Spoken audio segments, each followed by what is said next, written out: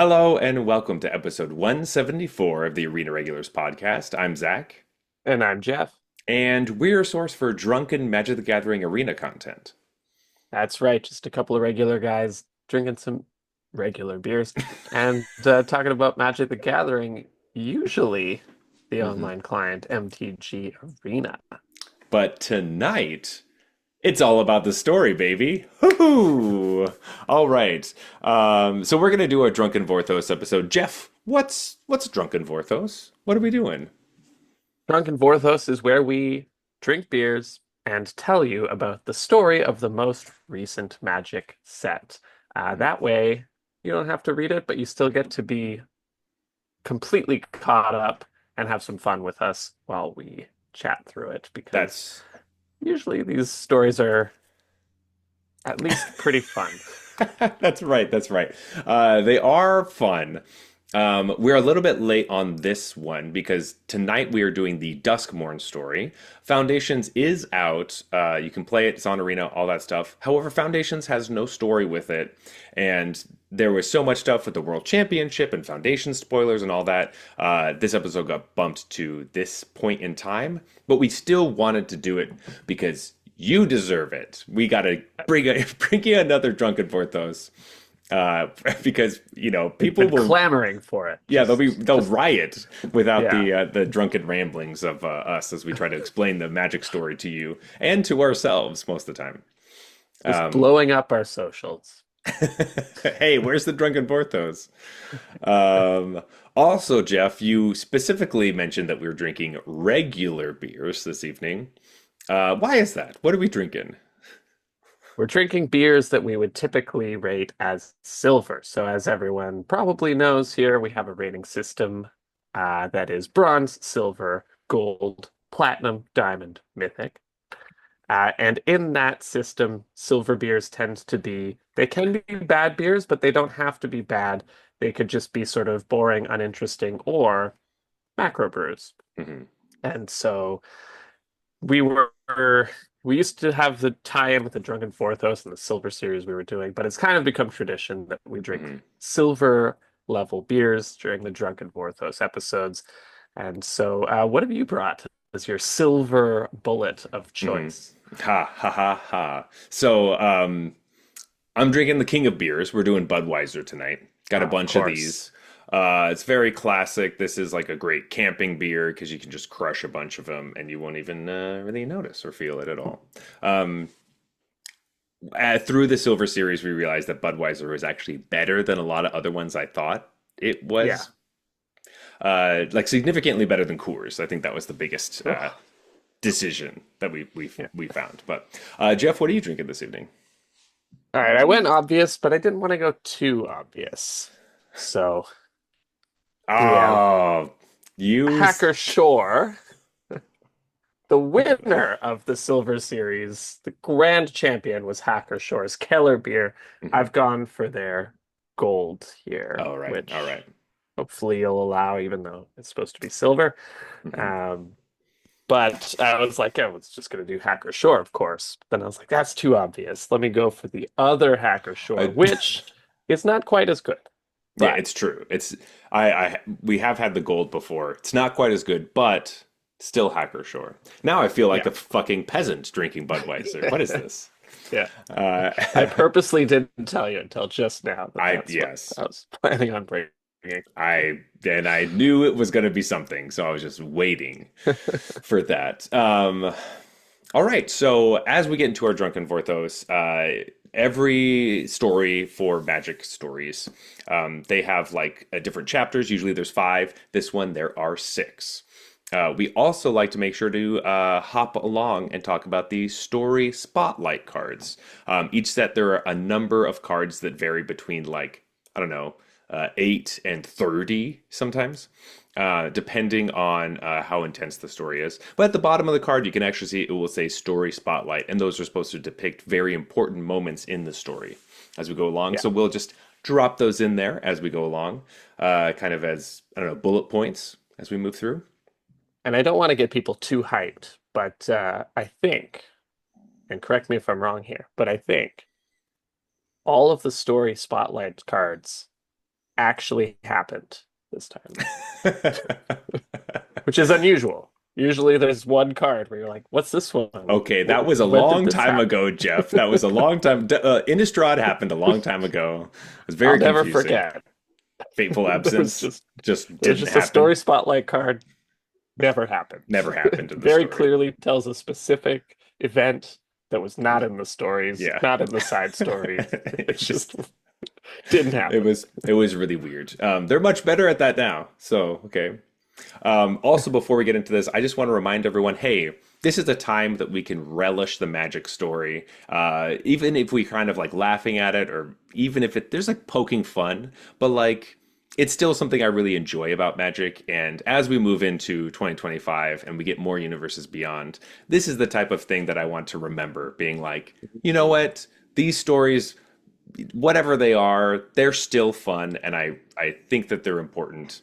So let's enjoy them while we can, where we might not always have these. So let's have fun. Pretty soon, Drunken Vorthos will be, you know, we'll have Marvel characters in it. So, Yeah, we're just going to be reading comic books, yeah. which is a lot less interesting to hear on a podcast. Yeah. Boom, bang, black. All right, Jeff, I think it's time. Let's get into Duskmourn, House of Horror by Mira Grant. Now, Mira Grant is a name I'm not familiar with. However, Shannon McGuire, that is a name I'm familiar with. We have read many of their stories. They were the author of MKM and One. So this is the same author. They just have, this is one of their many names, as authors like to have multiple Ah, names. it's a pen name. Yes. It is strange that the pen name for magic stories don't just stay the same. That was my first like what? But I will say that seeing the picture cued me off to this, and I was a fan of the MKM story and the One story. Both of those I thought were pretty good. So felt Yeah. like I I just was went in off the good page. I didn't even hands. read the name. I was like, I know that picture. Yeah. Yeah, yeah. I've read their stuff before. Mhm. Yeah. So I just want to know whether we liked their stuff or not. That was my biggest thing. But anyway, Fair. Yeah. Yeah. I didn't even think 'cause- about that. I was just like, like sure, that's a magic I don't artist. think it's the one that wrote It was not. Yes, it the was Innistrad story. the That's specific one that we were talking about earlier that we have gripes about. Um, if you want to listen to that episode about Innistrad, go back. I don't even remember what episode number it is, I but couldn't it's tell you. it's back there at some Yeah. point. Early on. Anyway, let's get started, Jeff. Are you ready? I'm ready. Okay, so we are opening on episode. Oh, we should crack our beers first. You're I right. was saying when you say opening on, I'm supposed to Oh open yeah, a beer. of course. Yeah, yeah. We're opening on our beers right now, Yeah. and we are also in episode number one. Don't go past the old dark house. So we begin the story many years ago. There's like a car that pulls up to this old creepy house, seemingly, I mean, like abandoned for a while. I don't know. It was just bought by this family. It's parents and their teenage daughter, and this is the moment that they're moving in to the house. And the daughter just kind of like walks in with her suitcase, and she's checking things out, touches the banister. There's some dust that's also kind of glittery in it. And as her parents are upstairs, kind of setting things down, had the movers are helping them bring things in. She kind of goes around. I was assuming in the kitchen. I don't know necessarily if it was the kitchen, but a door to the basement is ajar, and she seems very interested in that door. Then her parents kind of call her from upstairs, and then she runs up to go see them.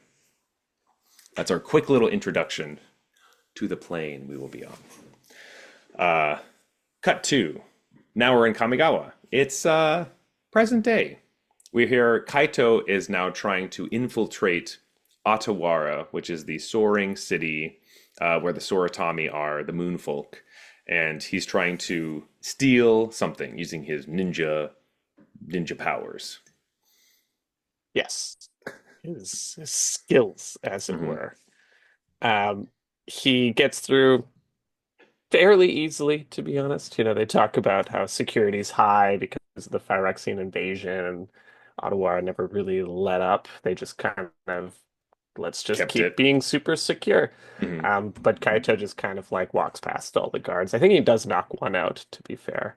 Well, he does Um, check his pulse just to make sure he oh, didn't just to actually make hurt sure he him. didn't Yep. kill him. Yeah, I mean, what are you gonna do if you did though? Like, I don't know. but It's just one of those moments that's like, don't forget, he's the good guy, so he doesn't kill people unless they're yeah, yeah, bad. he like knocks out the guard and then it's like checks his pulse, make sure he didn't hit him too hard. It's like, Hmm. what if he has no pulse? What are you doing then, It's like, oh, Kaito? that's true. It's true. Yeah. You like, broke in, you're like halfway through this burglary. Anyways, I thought that part was kind of funny. But It yeah, is it funny. is to show that he did not, it's to confirm that he didn't kill him. Hmm. Um, and so he gets through and he is in the last part Hmm. in this treasure room with treasures abound, but he has his eyes set on a dim little scroll at the Hmm. back of the room. So he walks on over, and at the very last second, he notices, I think there's like a spider web on it or something, Hmm. and that will alert the authorities if the spider web is broken as he goes to reach to grab the scroll. Hmm. So he asks his robot friend to do it. It's Himoto, the raccoon, or the shoot. What is it? Tanuki. That's what it is. Tanuki. It's a Yep. raccoon dog. Um, to go grab it. And while he's doing that, someone sneaks up behind him.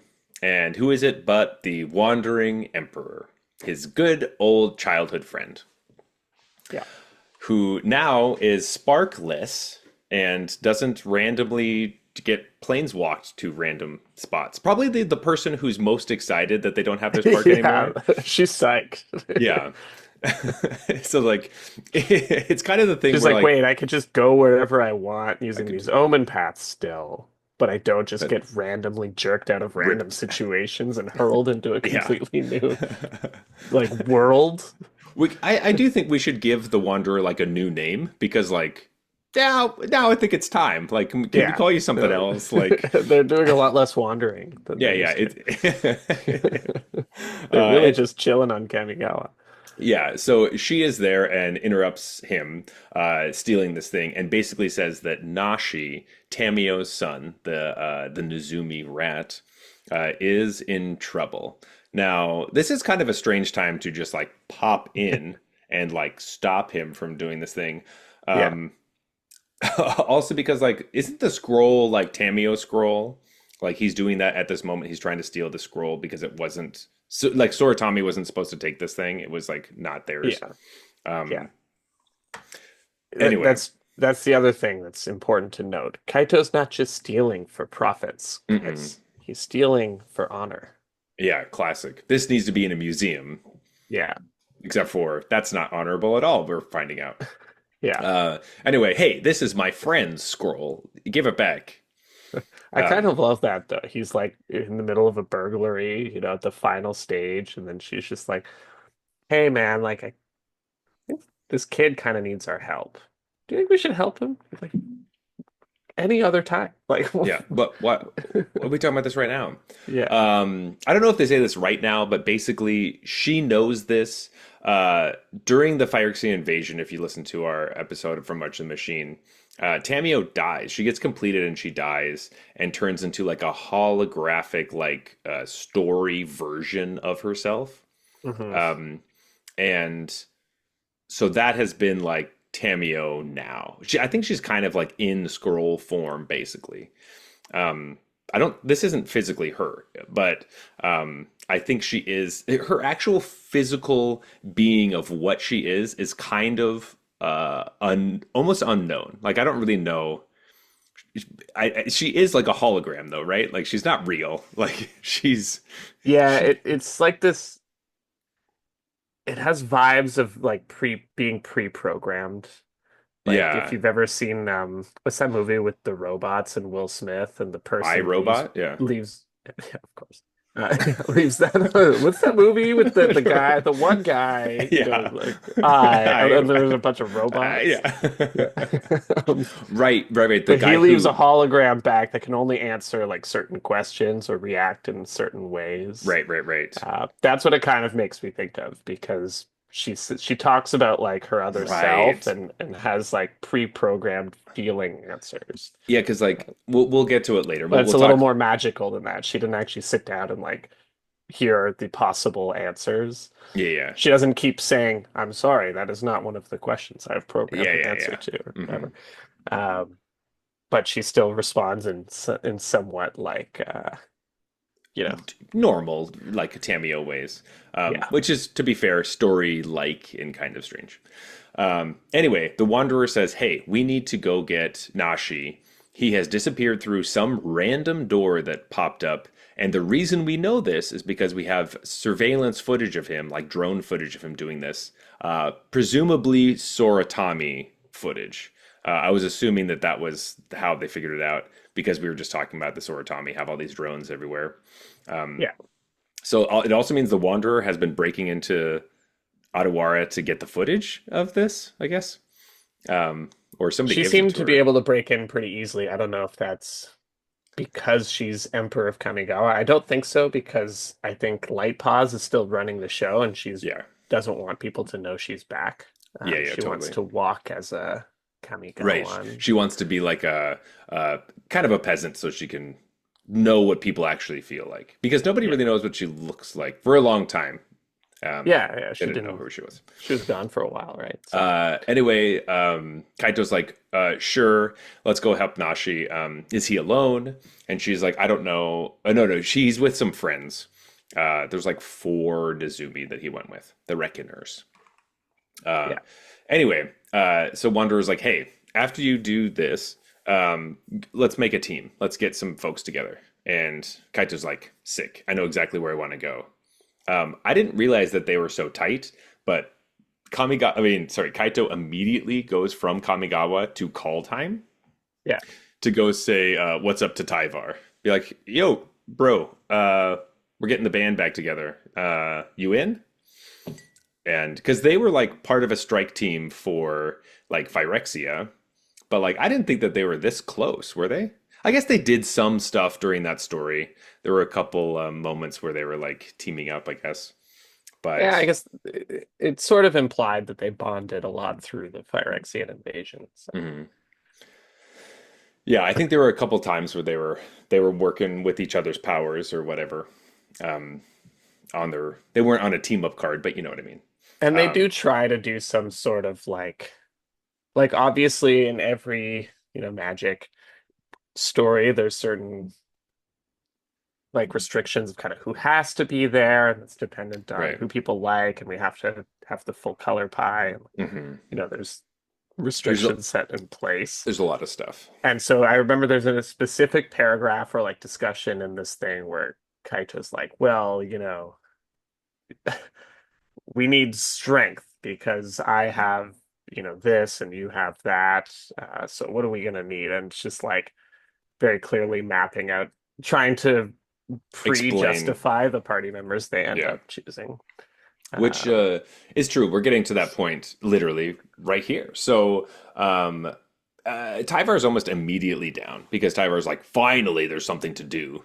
yeah, Um, Tyvar loves it. he fucking loves everything. He's and we should do a point counter of how many times they talk about him shirtless in like every story because it's just a go-to joke. It's always going to be Yeah, there. yeah. Like, oh, Tyvar's just shirtless, ripping stuff apart again. And you're like, I mean, it's ah, at least five times in this story alone. It's like at least once per chapter. I mean, it's six, I guess. Well, at least yeah, once per chapter. yeah, absolutely. But anyway, so they go to like a pub in call time and they want to discuss what they're going to do. And Tyvar's like, you know what? I actually have a friend that should come with us. I know someone could be fantastic. And this is the moment where he's like, you're really sneaky, I'm really strong, and like fight stuff. But we need somebody else. We need more ranged characters, basically. I think Right. that's literally what he says. Like we need someone Yeah, with he's more. I think Kaito said like I can't be the only one who fights from range or Yeah, because something, the like Wandering Emperor also has a with your sword. katana. Yeah. No, but his katana's made out of ninja stars, right? So they shoot. Okay, so Yeah. he's a ninja star slot. I mean, he does a lot of stabbing. He But he anyways, he does a ton of stuff. yeah. Um, but anyway, so they're looking over at the guy throwing axes in the bar or something, and they're like, "Oh, is that him? Is he like the warrior? He's like a huge giant." And Tybar's like, "What? No, and he sucks at hunting. He's like really good at throwing axes. Like Yeah. he's the best at that, but he sucks at hunting. He's Yeah, really he's bad at that." garbage. Yeah. Yeah. And they look at this very slender person and they're like, "That's who we're bringing." And it's Nico, our friend, Nico Aries or Aris. Someone I forgot about, to be honest. Really? Yeah.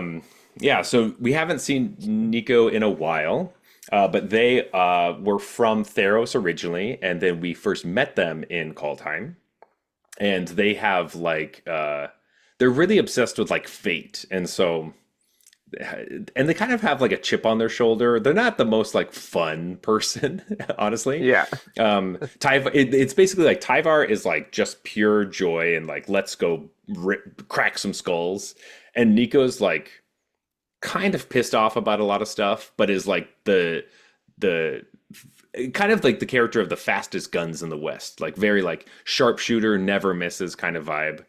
Mhm. Um, and what they shoot or throw are like pieces of mirror. Um, so they're like these enchantment shards that basically they're kind of like Pokeballs where they trap people in them. Yeah. So Nico will throw them at people and they get trapped Yeah, inside. they throw Pokeballs. It's perfect. Yeah. Yeah. All right. And then they So hold down and B and really hope it yeah, sticks. yeah. All right. So we have Nico's like, sure, I'm down. We go planeswalk over to Kaito planeswalks over to Ravnica, but makes his friends do the Omen path. He's like, Yeah, I Kaito, love, you could yeah. just like walk with the You could Tyvar go and with Nico. them, yeah. Because both of those people were planeswalkers, but both of them lost their spark. And Uh, you talked about Nico's chip on their shoulder, like mhm. it was in particular about losing their sparks. This was a real dick move. It's a real dick move. That Kaito's just like, yeah, sure, I'll just go. Uh, Like, Ka- like Nico very clearly resented Kaito for yes, still for being able to this and planeswalk. also this specific thing, yeah. So Kaito planeswalks over and immediately is met with Zimone from Quandrix, which is kind of strange being in Ravnica. I'm like, hey, who are you? And Zimone's like, hey, Kaito? And Kaito's like, yeah, that's who are you? And Yeah. Zimone's like, oh, the Wanderer told me that I should meet you here. I'm doing like what is she doing? She's doing like the her graduate thesis on theoretical extraplanar spaces with the Izzet League. Is what she's doing on Ravnica. It's like, all right, I buy it. That's fine. Yeah, Um, sure. yeah, great. Uh, so Zimone is also going to be part of the party. I guess they needed a smart person. That was like their Yeah, yeah, that was because they got to hit all of the there's like constitution, Mhm. like Yeah, dexterity. It's all the just D&D Zimone is just and like intellect. Yeah. yeah. We're making sure we're nice and rounded out. So They forgot to Zimone, bring wisdom, as we'll see later, but that's true. Um, but Zimone joins the party. So now we have Kaito, Tyvard, Nico, Zimone, and the Wandering Emperor. Those are all those are our team. And we head over to Niv Mizzet, the five color dragon. Now, even yeah. though in Foundations, he's still is it. As far as Ravnica is concerned, Niv Mizzet is a five color dragon.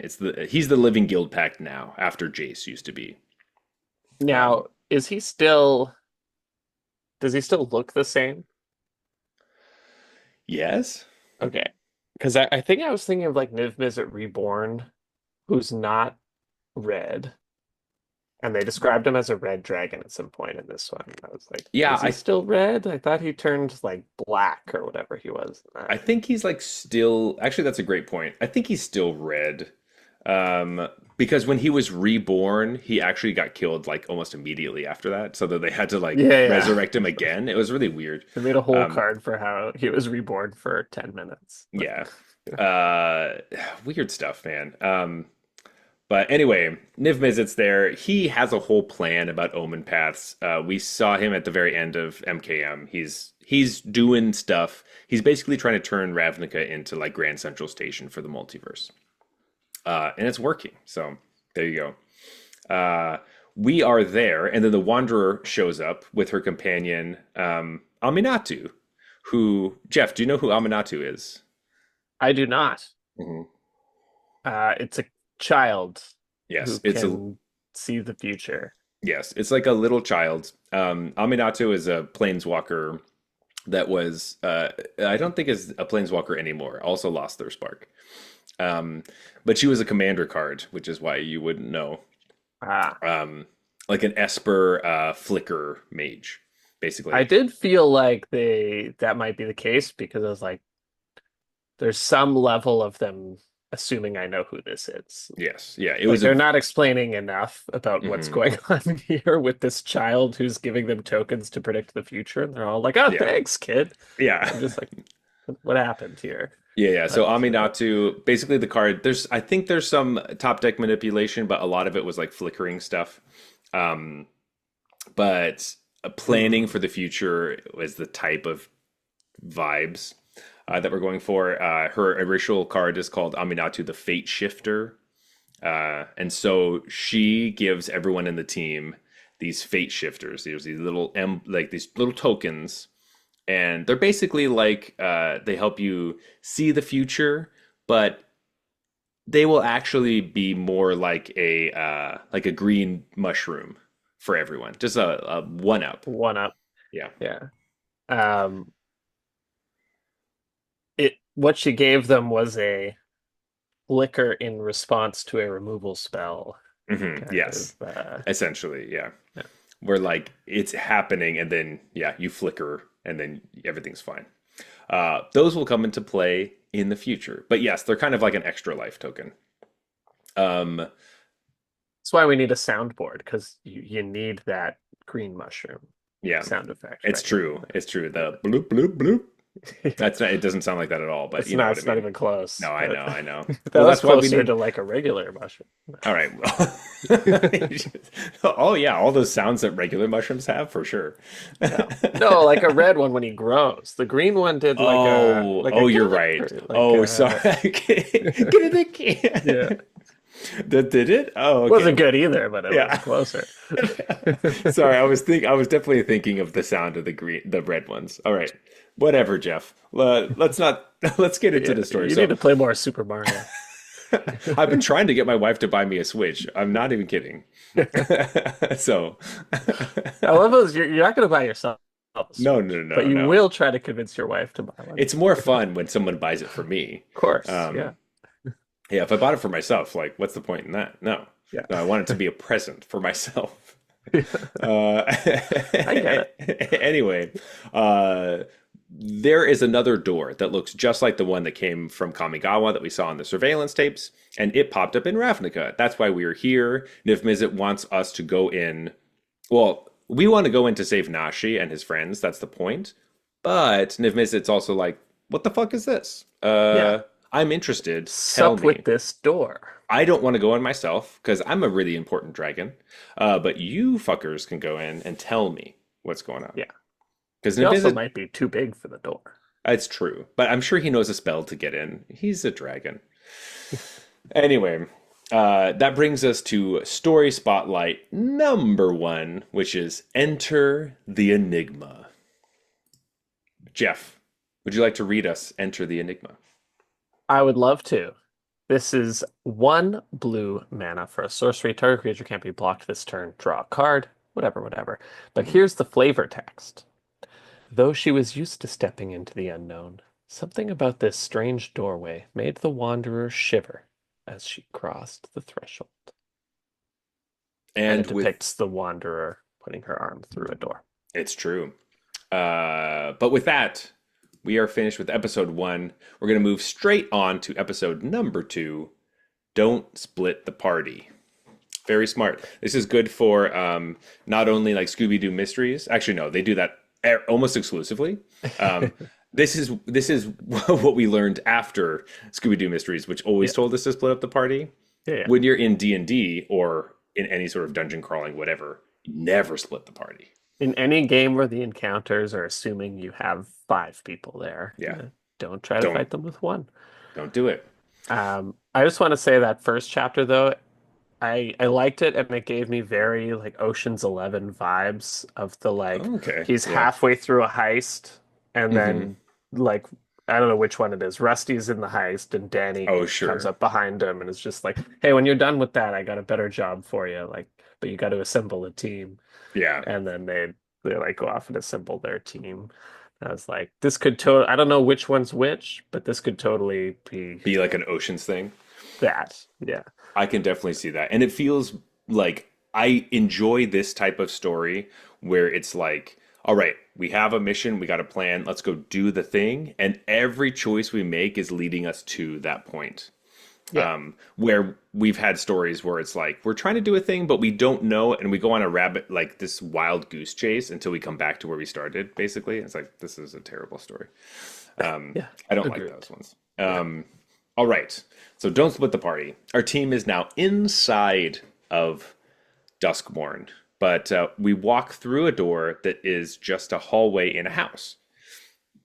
Kind of strange. Wasn't necessarily expecting that since all the other doorways were kind of just like in outside. So a little strange. Um, and also when we walk in, we turn around and see that the door we walked through from Ravnica is now gone. There's just wallpaper over it. Um, Probably some moths on it as well. Some moth Yeah. like There are moths. pictures. Yeah. So fuck. All right. So this is like level one, basically. It's like, all right, you're in it and you can't go back out and you're just moving forward and that's it. There's nothing else you can do. Um, Yeah. I hope they gave them the warning. Like, if you go through this door, you can't return to this area. So make oh sure you yeah. accomplish Did you all the save? side quests that you Yeah. wanted to do here before venturing forth. I actually hate those warnings because then I always say no and then go back and try to find all the stuff that I didn't do. Course. I'm like, oh, Yeah. I definitely missed something if it's But telling me they that. Yeah. stresses me out so much. That honestly could be a reason why I stopped playing BG3. I just was like, I can't do this There's too anymore. much, too many It's too side much, quests. too many things. Anyway, so we go in and it's very obvious that like, all right, we don't know where we are, and the terrain changes very, very quickly. Nico is like, I know what to do, actually. When we trained on Theros about how to get through the labyrinth, we were always told to just take a right turn and take every single right until you're leaded, like you lead back to where you started and you start seeing things that you've seen before, which is, pretty good plan. Because when you start going right or left, can really get really confused, right? Yeah. So, It doesn't totally make sense though, because in Labyrinth you just like hit a dead end and have to backtrack. but if you backtrack and turn right, you're never going to go the way that you went, right? Yeah, I Because see. if you only turn right, and so you'll always go to a place that you haven't been before, because you'll never accidentally go the other way, as Mhm. opposed to just like trying to walk back to where you were. It's just like if there's a crossing, just take the right one, and if you go and there's a dead end, you come back and you just take the right one, and that would have been a left, but you already discounted this other area. It takes forever though. That's like For sure. I'm thinking that Nico was doing this, but also like I'm assuming there was a time limit. It's one of those mini games where like you only have 2 minutes to get out of this thing. And it's like, is this the best strategy for this challenge? I don't know. Yeah. Um, but I think it's a good plan at this moment. It felt a little like you said it was quick, where it's like all you know is you're in a house at the moment. Hmm. Like It's true. to suddenly compare it to a labyrinth and be like, I have a feeling that we're in an outrageously large house that we are going to have trouble navigating. It's true, but that just means that Nico is a great asset to the team. It's just Yeah, like, thank God they could Nico's just here. feel the Yeah. magnitude of the house. They can, because you know what what feels even weirder is that Nico, not Nico, sorry, Kaito can feel the air move and knows when people have been in a room recently or have entered a room by the air around him. Okay, so this was one of my gripes with this story. I don't know if we want to bring it up here Bring it or up like right here later. because this is where it comes up, and this is the first time you're like, what? Okay, so it's obviously ridiculous. And then Mhm. f later they try to give like a science explanation through Simone. I don't know if we'll end up getting to that later, but Simone's like, oh yeah, that makes sense. Um, and they harp on this so much. They bring this up a A lot, lot. and then it doesn't matter. Like I It, was so sure that this was going to be how they escape the house in the end, was this sixth sense, yeah, whatever. there's a one moment where it pays off, but like barely, you But know? it wasn't worth the setup. Like to me, the No, setup they were you're doing right. for it was like, this is how they're gonna get out of here. It's going Like to be he's really gonna important. Yeah, yeah. feel the big demon The coming or wind. whatever. Like, you But yeah, know, like it'll be the yeah. You're he's saying that gonna be like able to feel where someone was going, and that's how he's gonna have gotten out or something, you or know, it feels like the type of setup where it's like Kaito can know where people are without seeing them. So if we have an invisible attacker, Kaito will be able to stop them and yeah, know where yeah, they something are. like that. Like be able to stop somebody they can't see or Exactly. follow somebody who they can't see See, yeah, through the correct through way through the the labyrinth or room as whatever. they run too quickly or something. Yeah, Yeah, and spoiler totally. alert, it just doesn't fucking matter that he can Yeah, do it's this, but they spent so much time on it. yeah. I mean, like it was only like probably 5 paragraphs through the whole thing, but yes, that's Yeah, but still how many paragraphs is the story in total, you know? all right, Jeff. Let's get in a fight about this. But yes, you're It right. was ridiculous. It is a I bit feel like the ridiculous. author just thought it was a neat idea or something and decided to bring it up multiple times. I'm not sure what they were going for Yeah, with it's this. just I like didn't get it. it's like Kaito has ninja powers, and this is one of them. That the air feels Yeah. different to him than other people Unless it was like because he was explicitly a trained. red herring, where it's like, I oh, mean, you're gonna maybe, think this matters, but it doesn't, stupid reader. but like I don't know. You don't usually expect that in non-mystery stories. Most mystery stories, you're expecting like a million red herrings, which is actually one of the reasons why I don't like mystery stories because I'm like, does anything matter? I don't know. I'm just getting exhausted of reading stuff that doesn't matter. Exactly. Like, yeah. Uh, It's an anyway, odd strategy to employ also in like the short story it's like, true. when you're so constricted upwards. On words. Anyway, that is comes up. We spent more time talking about it than it actually was. I don't even know if that's true. I feel like the whole story was just It was Kaito just sensing. kind of air, just feeling air, being like, someone's been here. Um. But imagine Anyway, if like no matter how much you believed your friend or whatever, like you trusted their skills, some if you started saying that to me, I'd be like, okay, yeah, like doing someone here recently. Okay, thanks. Thanks for the heads up. well, see, I went to acting school, so I can sense these things. I've Yeah. trained myself to know when someone used to be in a room that I just walked into, because the air feels different, you know. Because like sometimes air is really stagnant, right? And if someone's been in there, you can tell. Yeah. I needed one party member to just like roll their eyes or just like laugh Well, at him. you want Zamone to roll their eyes, right? You want Yeah. the analytical person to roll their eyes at the ninja mystic voodoo, right? Yes, that's But instead, we have science backs it up actually, so it's really true, guys. It's actually really it's real. yeah, It's real, right. guys.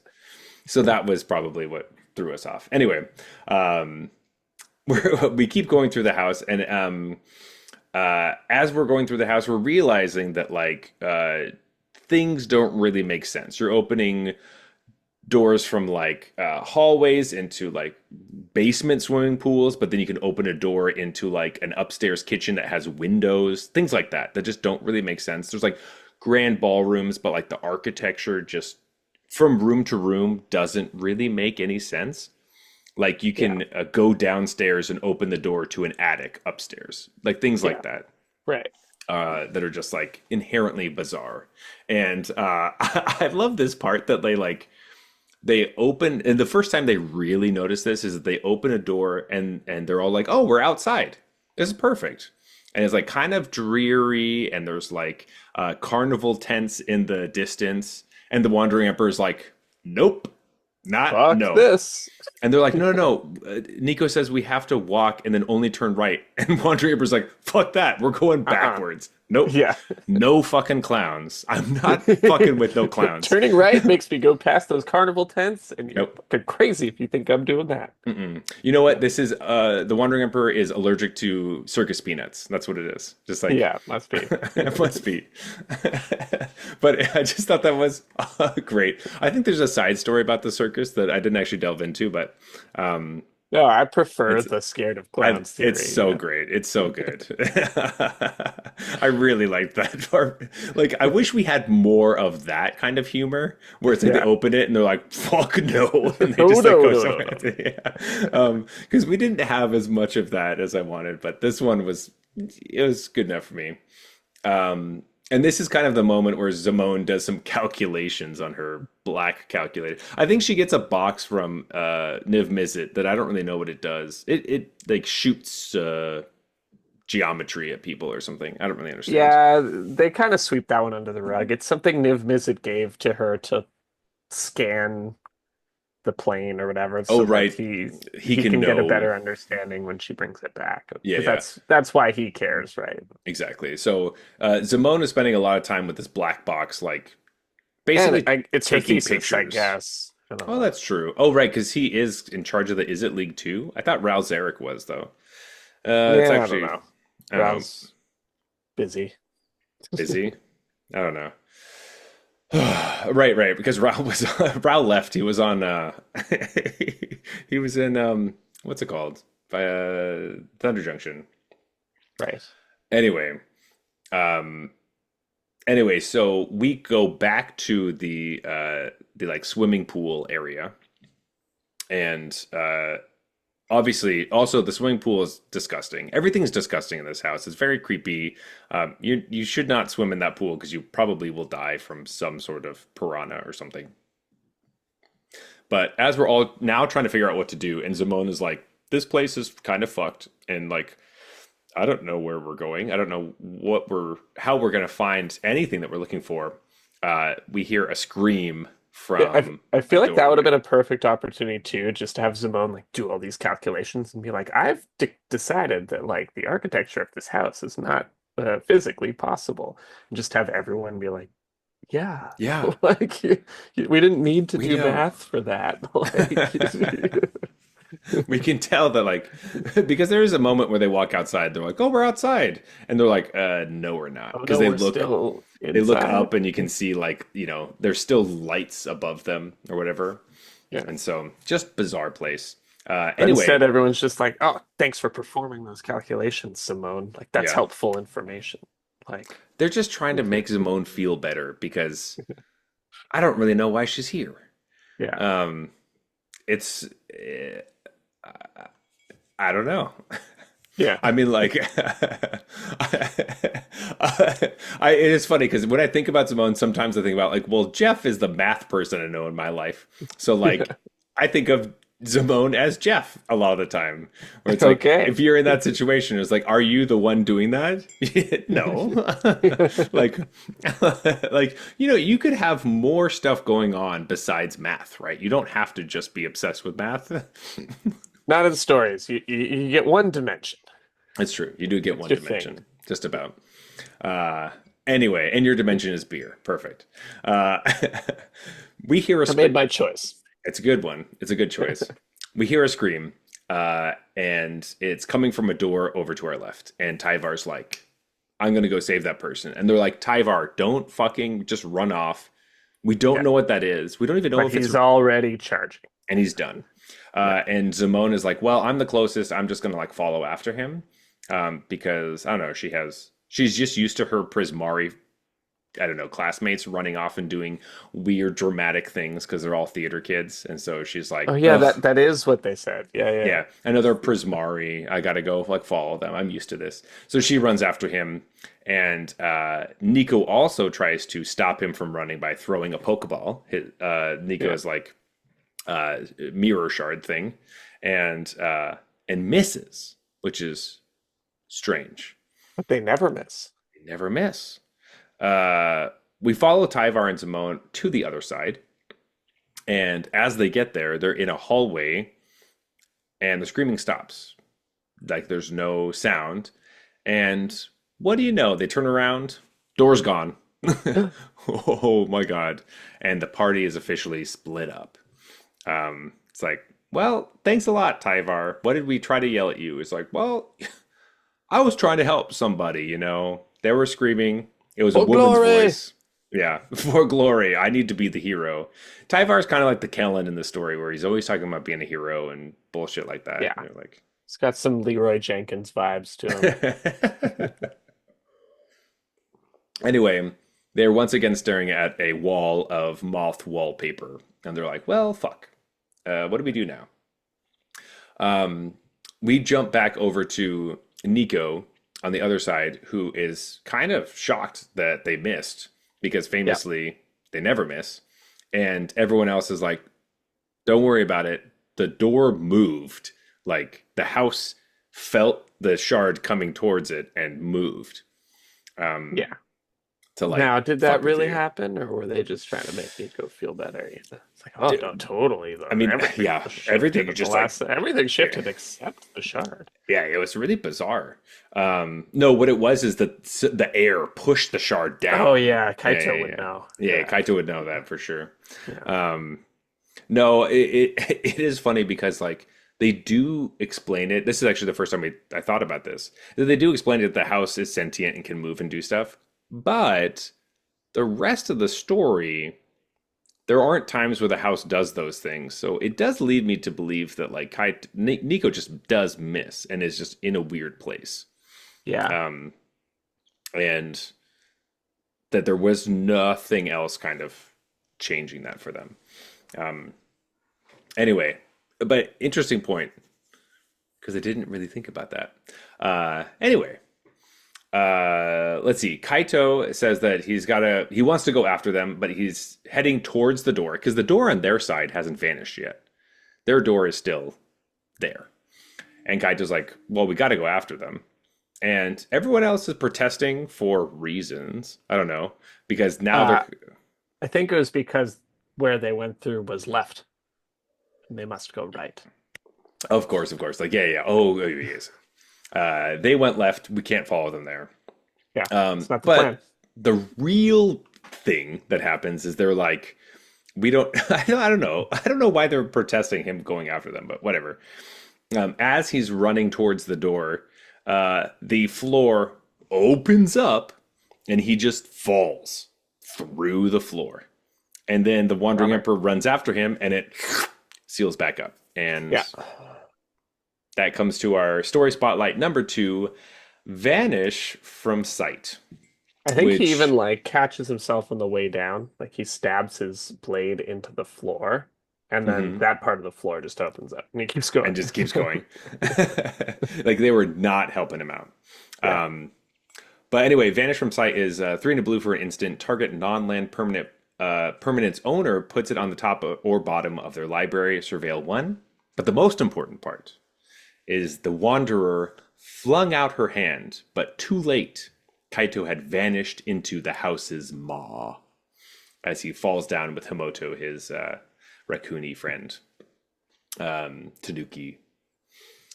And Love the art here on the oh, floor opening up. Really looks like giant Jaws. creatures. It Yeah. it really does.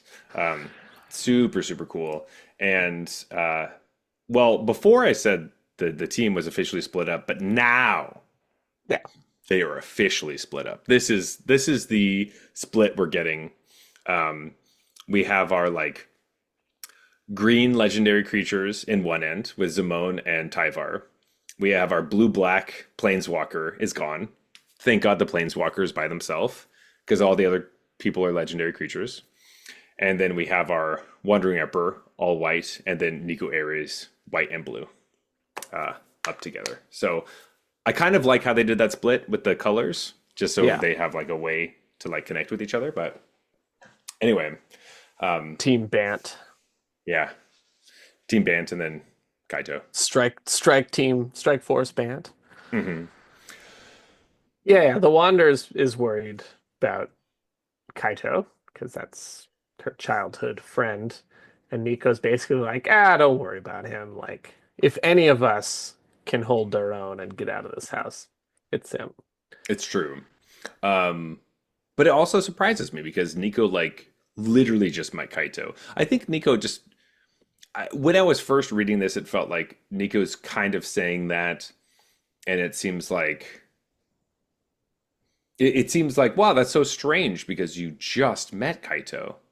But now it feels a little bit more like, oh, you just have a very high bar for planeswalkers, being like, you know the powers that you don't have anymore, and if someone is alone, I thank thought God he it's a was literally planeswalker. saying, like, he's the one who can just planeswalk away if things Hmm. get tough. Like, Yeah, don't worry about it. Like, exactly. he'll just fuck off. Yeah, Like, like, and he'll just be gone. We don't even have like he won't even come after us, which yeah, that's how I interpreted it when I read it, as like kind of in still a him being a bit bitter about Kaito being the planeswalker and being like, if he wants to leave, he'll just leave. Don't worry about it. Like, gotcha. I guess I wasn't thinking it was that bitter, but that does make sense for sure.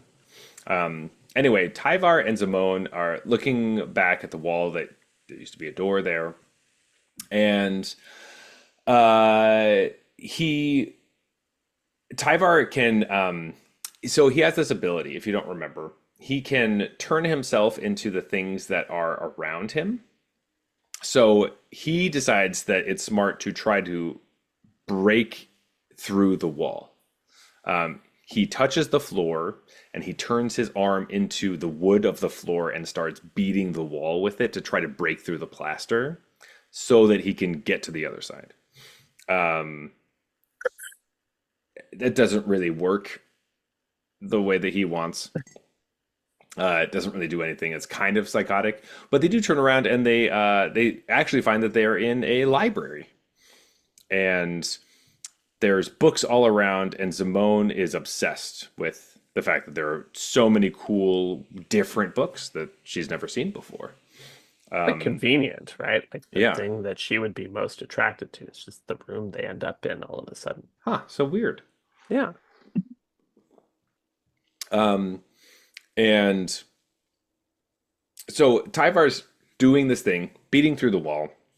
Eventually, he does break through, but it's not the room that he was expecting. It's not the pool that we were in before. It happens to be a stairway leading up. And he's like, "Well, Simone, let's can we go let's I go guess just a bunch of fucking books. Should we go up these yeah." stairs? And she's like, "No, no, no. Like this could be the answer to all of our problems or all these books." And he's like, "Reading's lame. Let's Yeah. not do that." But he walks over. They do kind of the smart thing, and there's like this glittery rope or this like string that basically they're holding on to. I think at one point Tyvar like ties it to his wrist as like a hey, I'm gonna make sure that like I'm gonna walk up these stairs. I don't really care that you're not coming, but I will. If there's danger, I can like tug on this or I can find you again. And as he climbs these stairs, once he gets to the top, there's another door, and he opens the door. And once he like is up there, he realizes he's just opened another door to the library, and he's in the same library, just in a different spot, looking at Zimone reading books. And he's like, "Well, Bummer. bummer, man. That's that sucks." Oh, And now what his magical string is like all the to way go up around. these stairs. Yeah. What you do is you take the string and you just like pull both sides and you squeeze the house really, really tight. Yeah. And then it'll let you go. Take that, house. Take that house. Oh man.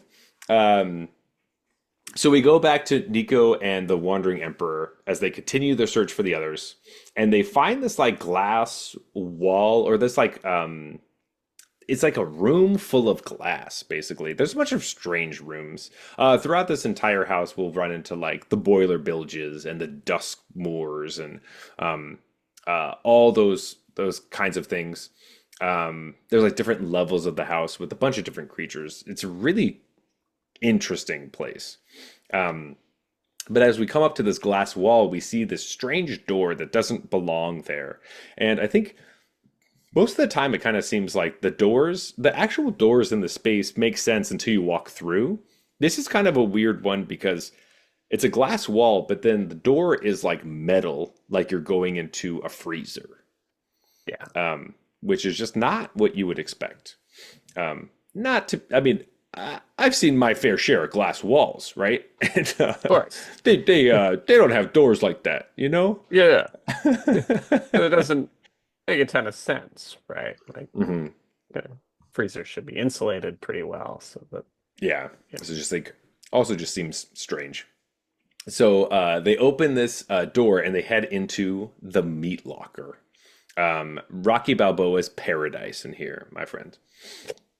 There's just a bunch of hooks with like big hunks of meat, just carcasses hanging around. Very important when they walk in. The first thing they notice is that they're not human, and they're also not Nezumi, so not rat. Okay, So so there wasn't a massacre that occurred here. mhm. Seemingly so. It's just your run-of-the-mill bunch of cows in there, but it is the first time that we're seeing remains of something. Is Nashi dead? Like, Hmm. is are we on a mission to save Nashi, but he's already gone? Is like the first time we feel that moment, um, which is kind Or of at the nice. very least, like there's something here that eats. Eats, yeah, that's true. There is something that eats something. Yeah. Um, but I also think it's just kind of nice that we are in a story that is dangerous at times, like feeling like that, in the sense that we are worried that this our the character we're looking for has died.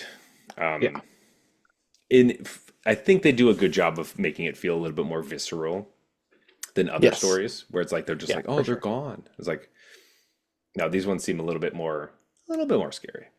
As we continue down, we see all the chains of meat are just kind of hung and nothing. There's no movement until in the distance we see one kind of just move a little bit. And the Wandering Emperor and Nico are like, all right, it's time to fight because I don't know what the fuck that was, but that's creepy as shit. Yeah. And so they're readying up, and behind them, someone grabs them, pulls them around the corner, and holds up a sign in both of their languages that says, like, be quiet. Um, STFU. yeah. Yeah, shut the fuck up. Um, and this is pretty interesting that, like, the fact that this person has been following them or knew that they were there and knew where they're from and what language they spoke. Because it was like Kamigawa and Therosian. I don't know what the actual.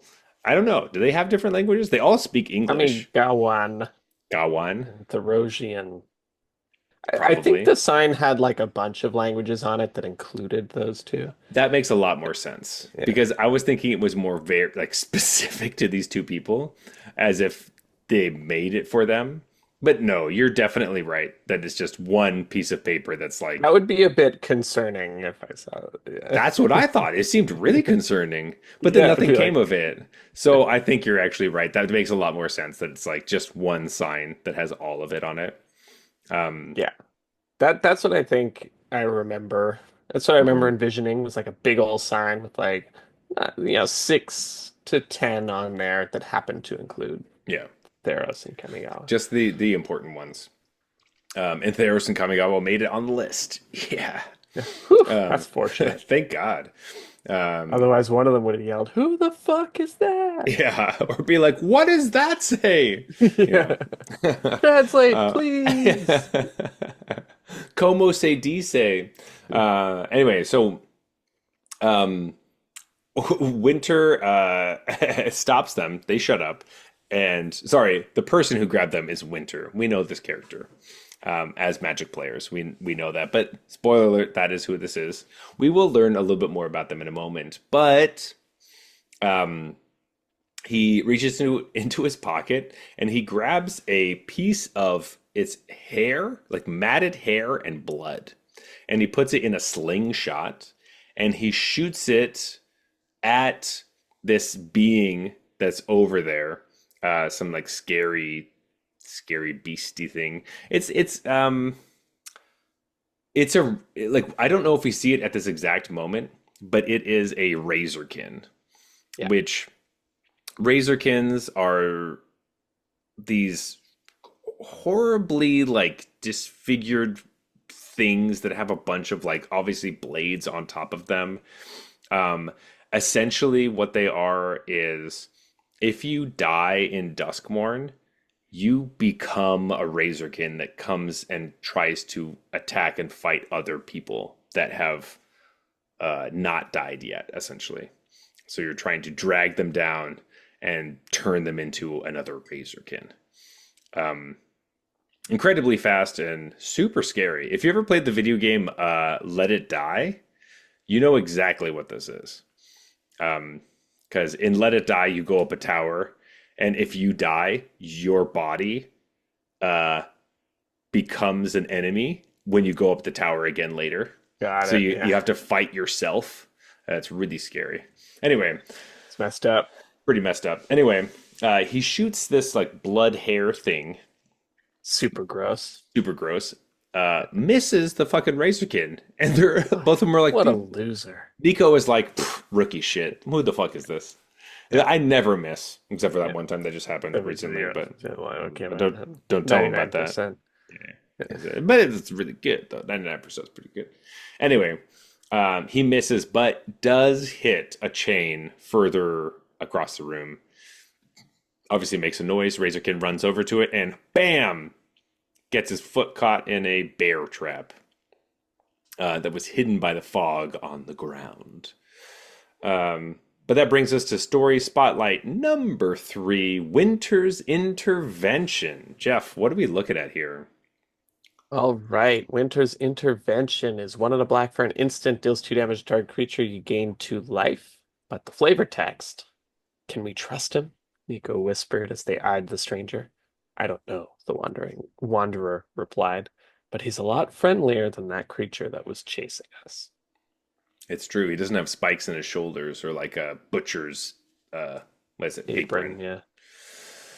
Ugh. Anyway, we get to escape with Winter and go into his like kind of safe haven. He's got like this room that just seemingly is kind of his house. Um, it's another place full of bookshelves.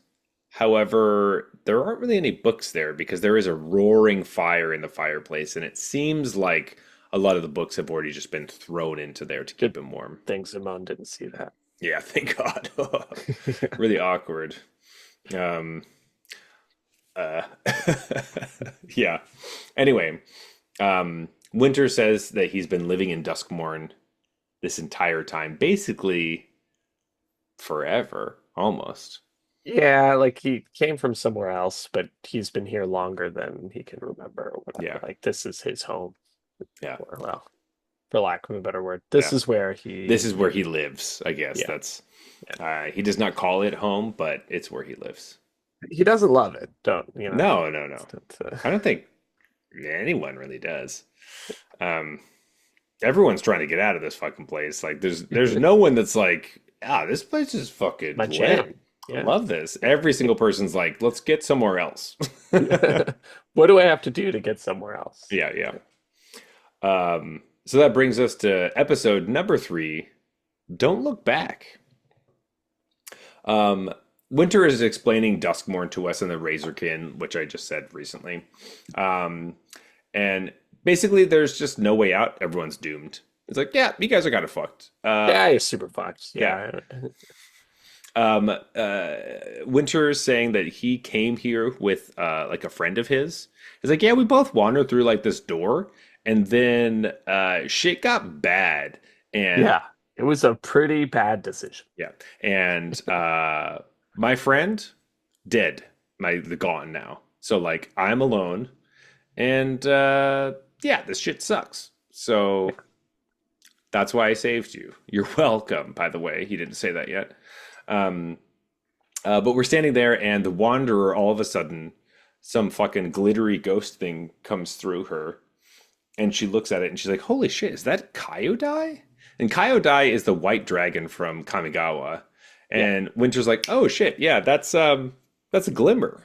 Those are yeah, they're really helpful. Those are the They only things I don't hate. yeah, those things are good. Glimmers are just like beings in the game of Magic. They're just like little rabbit tokens essentially.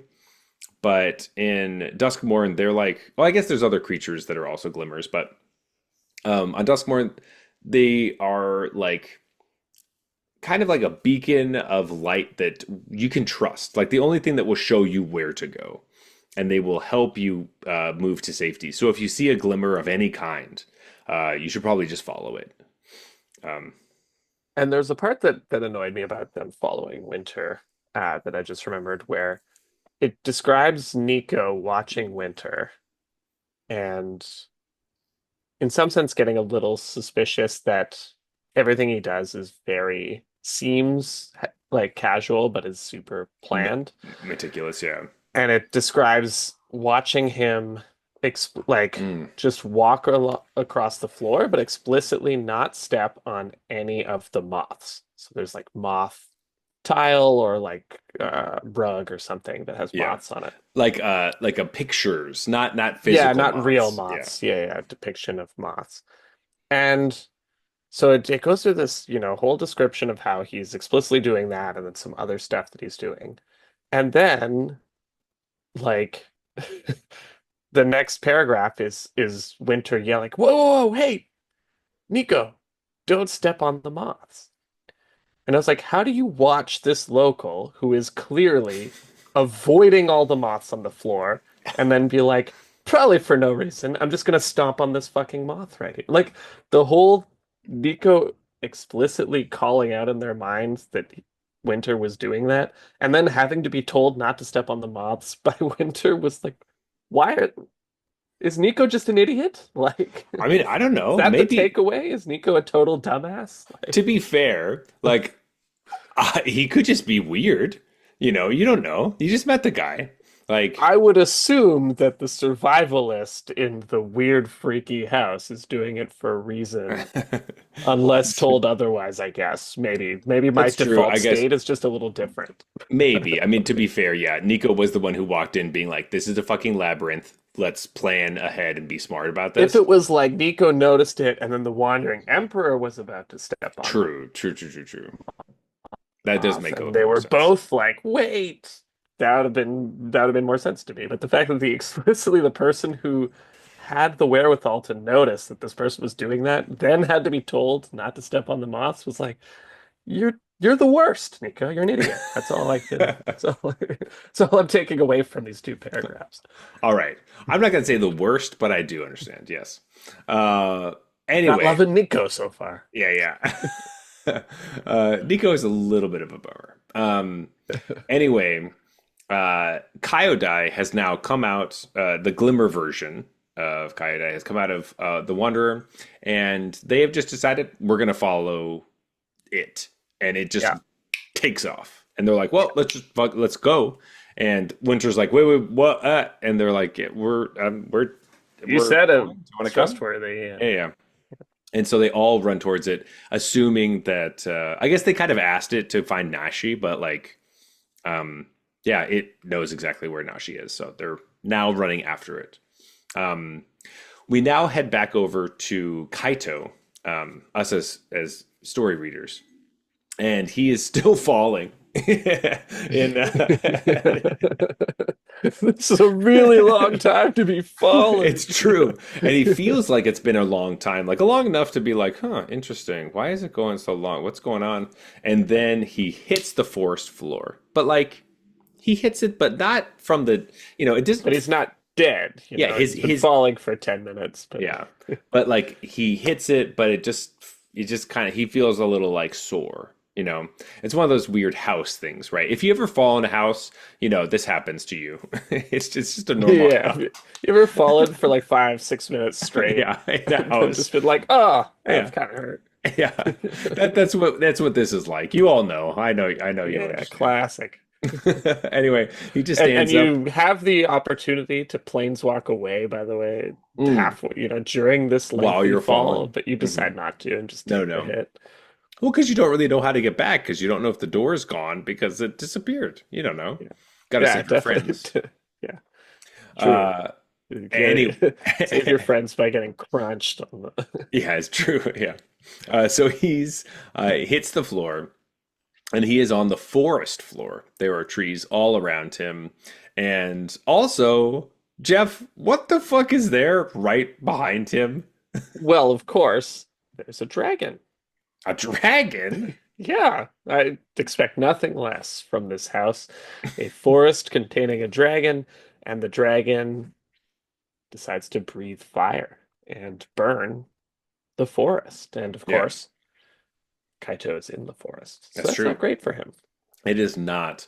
So obviously Kaito's trying to run out and he can feel the burning on him. It's like getting hot and it's like enveloping him. And that brings us to story spotlight number 4, Scorching Dragonfire, Jeff's favorite story spotlight.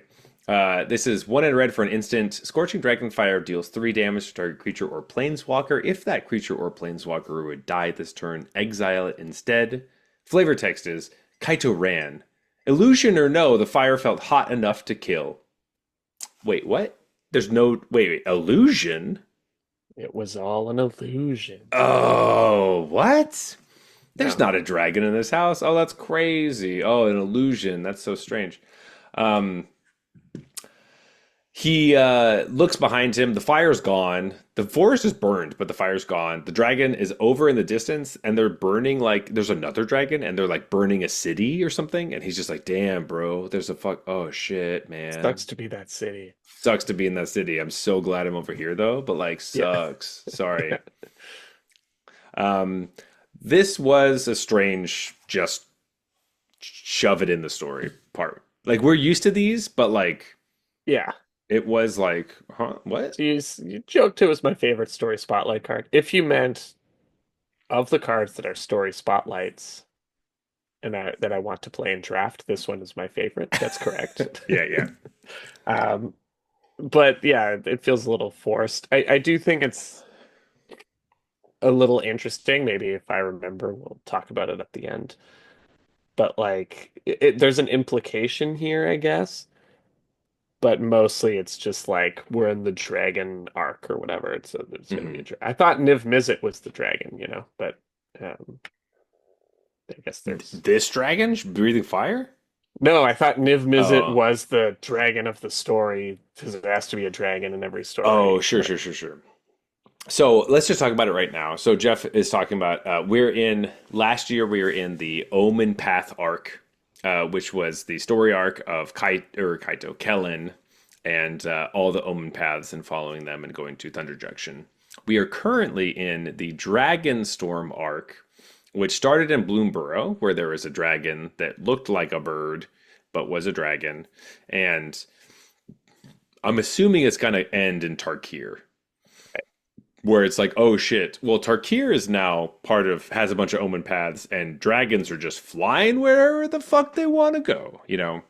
yeah, and I wonder So, if what we're supposed to take from this is that for whatever reason, Val Gavoth has knowledge of Tarkir.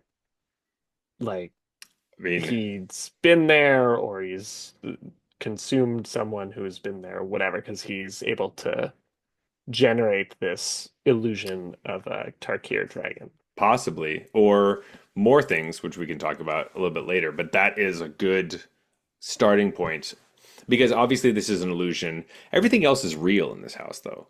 You know, like Yeah. we don't have other illusions. Like the But the scary fire was real, right? So it's like, but what is also happening but it here? didn't burn Kaito. It just felt Just the like it was trees. going So were the to. trees fake too? The trees were also an illusion. I don't know. Maybe it's all a dream. Maybe it's a nightmare. I don't know. That's a lot of what the story is like, where it's like you don't really know what to trust or anything. Right. What was real and what was Not, imagined. but Yeah. does it matter? Like you don't know. Like it's there's a lot of that kind of stuff going on. Um, Yeah. Anyway, this is another really weird part. So as Kaito's watching the dragons burn the city, he hears an overwhelming sound of ripping paper, just like getting louder and louder, and the paper shredding and tearing. And he closes his eyes, and all of a sudden he opens them, and he's in a cellar. He's like in the basement of a house. Uh, Super bizarre. All of this Totally part normal. Oh, yeah, is bizarre, just bizarre. Let's go into so bizarre. crazy. And he's standing there, and he's like, "That was fucking crazy." But he's also like, "Wait a second. Hold on. The air in The this air. room feels fucking weird as shit, man. Somebody's in this room." And he turns around and he fucking pop. He just Not only does he sense that someone else is in the room based on the air, he can pinpoint their face. very specifically, and he turns around and he just punches the shit out of Jace right in Yeah, the nose. yeah. And Jace is in the house. Jace is here. Holy shit. Um, And Jason's like, "Fuck, dude, you almost broke my nose, man." And Kaito's like, "Well, I here, do it again. Let me punch you again, because fuck you, buddy. Last time I saw you, you were evil and completed." Or no, he didn't even care about that. He was like, "You deserted us, man. I was fucking fighting this Phyrexian war, and you left us." That's what he Jace was was mad like, about. I was kind of fighting the Phyrexian War too, man, Like just on in the my other side. body, yeah. It was like a whole thing. Like it was so crazy being like, "Yo, fuck you, dude. Like Yeah. we had this mission we were on, and then you got completed. Fuck you for that." And he's like, "Vraska fucking stabbed me after she got completed. Like you can't get mad at me for that." Yeah. And he's like, "You were just gone. Where'd you go?" And Jason's like, he doesn't say this, but this is what I wanted him to say. Be like, "Dude, I don't know. I got fucking fixed. Could you just say like, yo, you're not crazy and evil Yeah, my anymore." initial reaction was like Kaito was nowhere near surprised enough for this. But then I Mm-mm. was like, so much crazy shit happens. Maybe you just don't get It's surprised true. I anymore. mean, like, there's a fucking dragon illusion. Maybe this is also a Yeah, weird you're Jace just like, illusion. fuck you, man. It's Like, also like dealing with Jace. There's illusions all the time. Like, should I even er, trust you? Like, I don't even know. Like, you're oh, did mean. Like, Jace make the dragon illusion? that's true. That's true. It could just be Jace. Like, we don't even know. Like, oh, let's do this, and then you'll go to the cellar so I could fucking get punched by you. I don't. Yeah, I don't know what his game plan was, but It's true. The like we don't see illusions in the story besides just this moment, so it could just be Jace all along. I mean, just I didn't think that of that till now. I think But that kind of makes sense actually. It makes maybe a little bit more sense than the other one, but yeah, the because Jace would know dragons for sure. Jace knows everything. But why would he pick Yeah, a dragon? Oh, because we need the card for draft. we Right, need right, it. right. Yeah. Yeah. We Yeah, needed because a dragon for this. Jace can read the minds of the play designers. Players want scorching dragon fire. I'll put it in the story. It's very meta. But yeah, they have a little like bros dispute where Kaito's like, "Man, I had to fight the war without you," and Jace was like, "Dude, I like basically I died in the war before you. Like, fuck Like, off." fuck off. Like the thing that is crazy is that like he's like, "I haven't heard from you in forever," and Jason's like, he doesn't say this, and I want him to, but like what happened was he went and found Vraska, and they were both like completed, and but they had a small portion of themselves that they were able to take each other, and Jace brings her to Vryn to go back home for the first time, and his mom heals them of phyresis, and both of them get cured by like I don't know, mom's chicken noodle soup essentially. Like Yeah, that's what saves them. But for the like soul though. yeah, chicken soup for the soul, obviously. Yeah, Yeah. because they need one after that. Um, but it's just so funny that he's like, "Well, we're not friends, buddy, but like I gotta get out of here." And Jason's like, "Okay, do you want to fight now or later?" And Kaito's like, "We can fight later. That's okay, but like, just know we're not friends, okay? I'm not pleased with you. I don't like you. Yeah. I don't like your air you got around you." Yeah. I don't- Anyway, um, so we decide to leave together. They have joined sides for the time being. We head back to the library with Tyvar and Simone is reading just every book that she can, but she comes in contact with this book that is it's like an owner's manual for the house or something. Um, It's like yeah, it's like a log basically hmm, of all the owners logging their Renovations renos. and shit Yeah. like that. Yeah. And so like she has just a list Which of by the every way, I don't know where the fuck mine is, Yeah, but yeah. Who been the looking fuck? for that thing Yeah. since I moved in. It's probably buried in one of the walls. You gotta just Who break every doesn't wall keep till a you home find it. reno log, man? What the Yeah. fuck? That's actually a great idea. Being like, Yeah, hey, this is actually, what that would we have, now that I'm making fun of it, but now it's like that would have been pretty helpful to know what they did and what they didn't do if they yeah. paid a professional or did it themselves. Like maybe you should just start that for whenever you sell your house. Just be like, all right, Yeah. so I did all these things, and you hand it off, being like, Yeah, I checked my brother on the roof and he fixed it. hey, but Uh, that, your roof looks great though, to be Thank you. honest. Like, Yeah. yeah, I saw pictures. Holy shit. I mean, I'm Um, taking thanks as if I did anything. I just like yeah. paid my brother to do it, No, but you knew who to call though, and that's half the battle, right? Um, anyway, she's realized that there's been like a dozen owners over the house's like lifetime. And there's also a book that it's like full of dark magic, which Zimone uh, calls, what does she say? It's like, she has a specific word for dark magic. It's basically like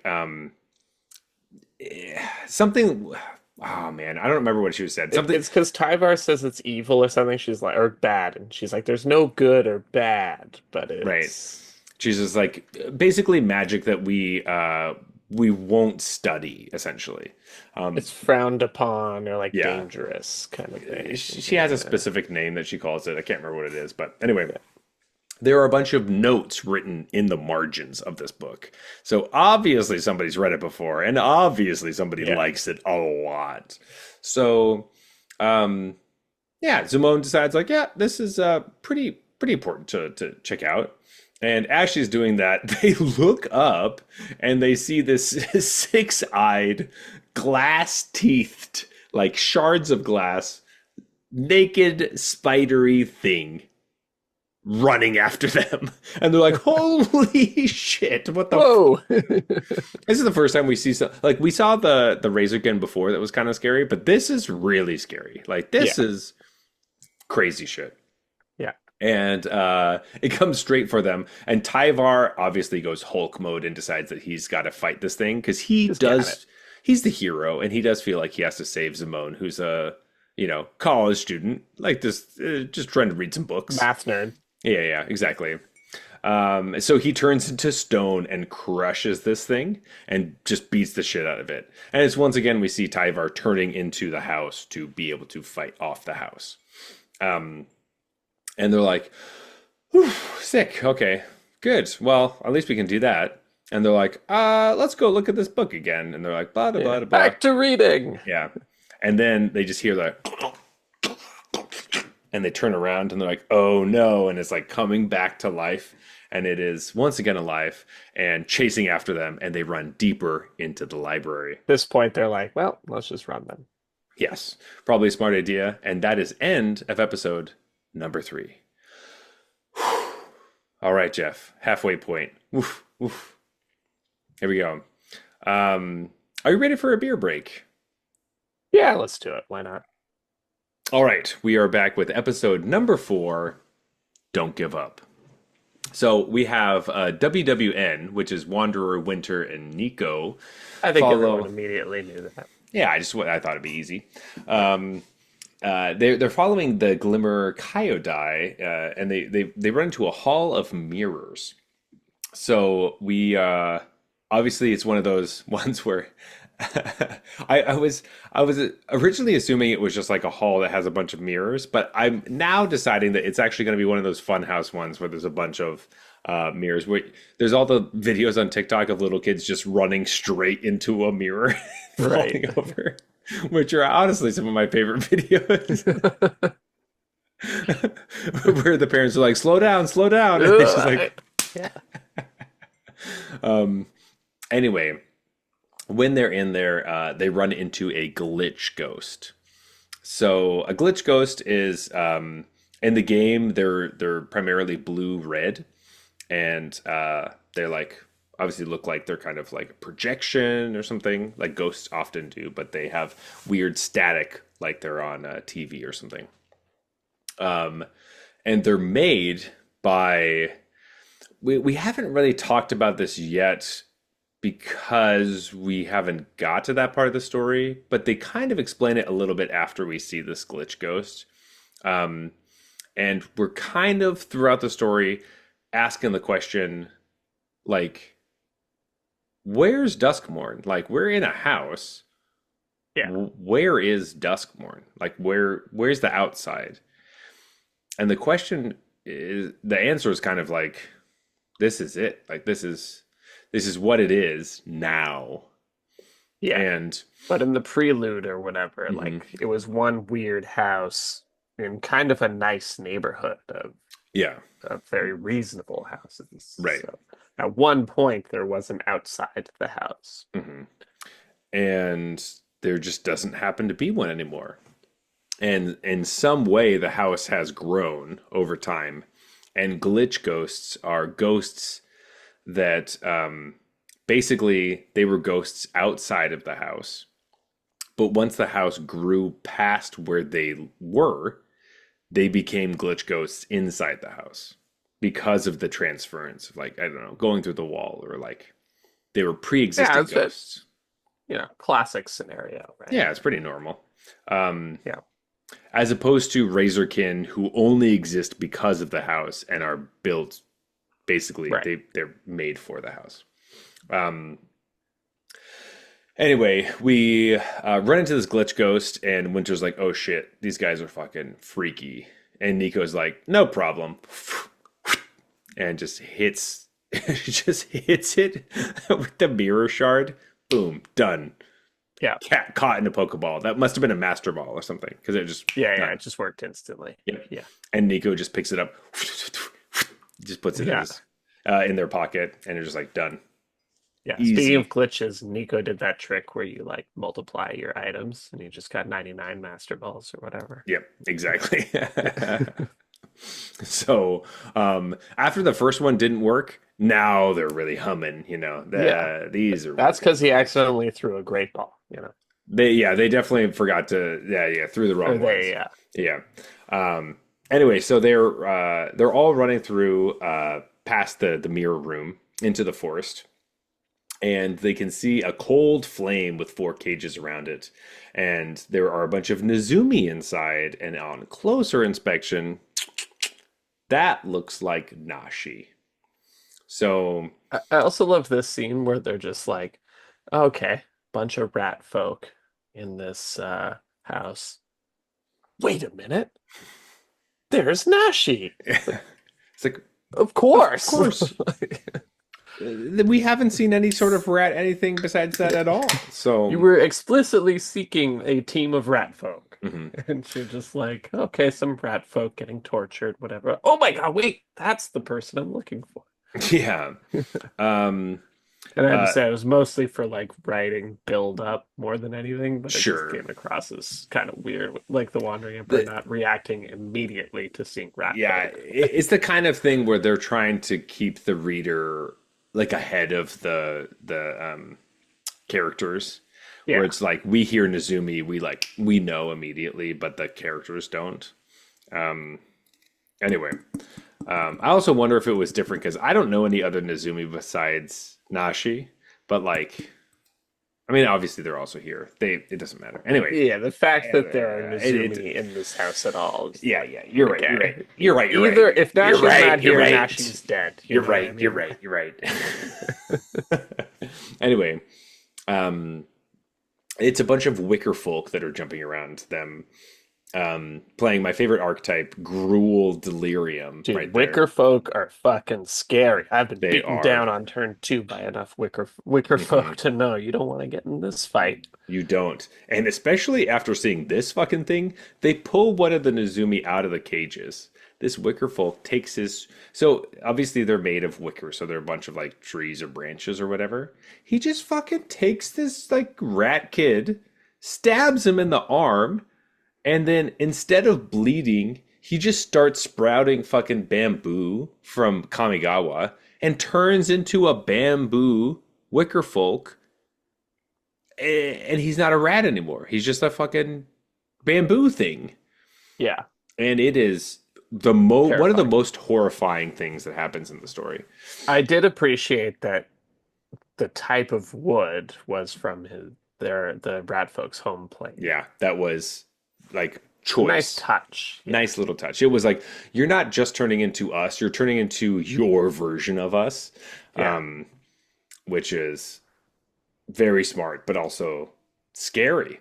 And If somehow even worse. I hate Yeah, that even more. Yeah. exactly, because then you can still pick them out. It's not even just like, oh, now they're just. It's not like it has the zombie aspect of it, where it's like, I don't know if you turn into a wicker folk. I don't know if I'd be able to pick you out of a lineup. I'm just be like, I don't know. They're all they're trees. Yeah. But like, if you're a Gee, thanks. I zombie, would totally see you, but okay, whatever. Yeah. oh. I'd be like, Wicker Zach, what's up? For sure. But like if you're a zombie, obviously I know what you look like. So it has the same kind of aspect. We don't get the moment where we have to kill the bamboo wicker folk, but I think it's kind of implied almost a little bit. Yeah. Pretty freaky, and kind of scarier than I don't know. Did you ever watch The Wicker Man? Not the sorry. Did you ever watch The Wicker Man, but not the Nicolas Cage one? Their original Wicker Man. Never seen either. Okay. The Nicolas Cage one is an absolute joke that everyone laughs about because it's kind of ridiculous. The original one is freaky, but it's essentially just a guy who goes to an island and slowly realizes that everyone who lives on that island is just not really their society's kind of fucked up, and he essentially gets burned alive. Oh, So that's too bad. yeah, they decide like, oh yeah, you're like this guy. You're a detective. We don't want you sniffing around, and you're gonna die here, and no one will know. And that's the story. Hmm. This is freakier than that, I think.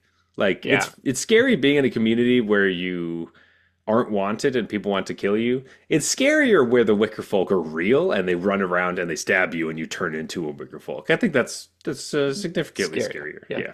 I did think it was interesting that the Wandering Emperor was like, saw this, was like, they recognized it was Kamigawa bamboo that this rat folk turned Hmm. into. And then, now that I think about it, I'm looking around and there are other wicker folk who are also short, much like a Nezumi is. So, like, Oh. there were other ones that had been Oh, I missed that. converted. But then I was like, if the implication is that other Nezumi had been converted, wouldn't they be bamboo? And that's the thing you notice, not like their stature.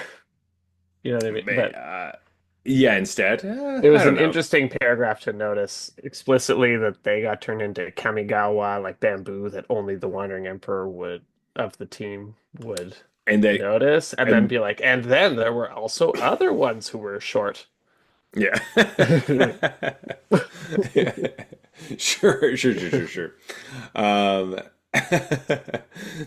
anyway, um, after this happens, the Wanderer runs up to Nashi's cage, slashes it open with her blade, and as she's trying to grab Nashi out of it, the Wiggerfolk comes up and stabs her right in her Oh, chest. that's not good. And she starts to turn into a tree. She can feel her body changing and everything. And then, whoops, she touched her fate shifter and she's back, got Oh, her one up. rewind.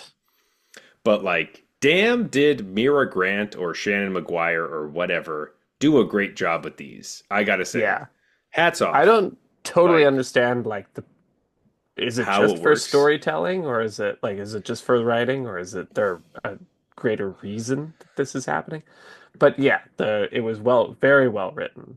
Hmm. Um, did you ever read those ghost books or those Are You Afraid of the No, wait, sorry, Goosebumps. Goosebumps. I The was like, Goosebumps books where ghost you would books. like choose your own adventure. Mm, So you would like go to the next page and you do the absolutely. thing where you're like, yeah, I'll do page 48. Like, nope, nope, nope, nope, nope, nope, nope, And nope, it's nope, like, nope, no, no, nope, no, no, nope, no, no, nope, no. no, no, I didn't choose that one. I didn't choose it. I Yeah, didn't yeah, choose yeah, it. yeah. Yeah, it didn't count. That's what this felt like. Where it's like, yeah, I'm gonna run in. I'm gonna save Nash. You're like, no, no, whoa, no, no, no, No, no, no, no. no, no. That's a That's not the bad choice idea. I'm making. Yeah, I think it's funny because the specific book that I had was the carnival one. So Ooh, so carnival specifically remind me of the Choose Your Own Adventure Goosebumps books, where you like go in and you're like, yeah, I'll jump on the water ride, and then a crocodile eats you like every Yeah. time, you You're like, know? no, I No, didn't no, no, choose the no. water. No, no, I didn't do that again. Not 3 nights in a row. Yeah. Um, And we yeah, happen to know the Wandering Emperor is terrified of carnivals, so it's perfect for it's this. true. It's true. Um, anyway, the visceral feeling of her turning into wood and as she becomes a wicker folk and realizing that she has failed her mission to, nope, she's fine. Everything's okay. She touched her fate shifter.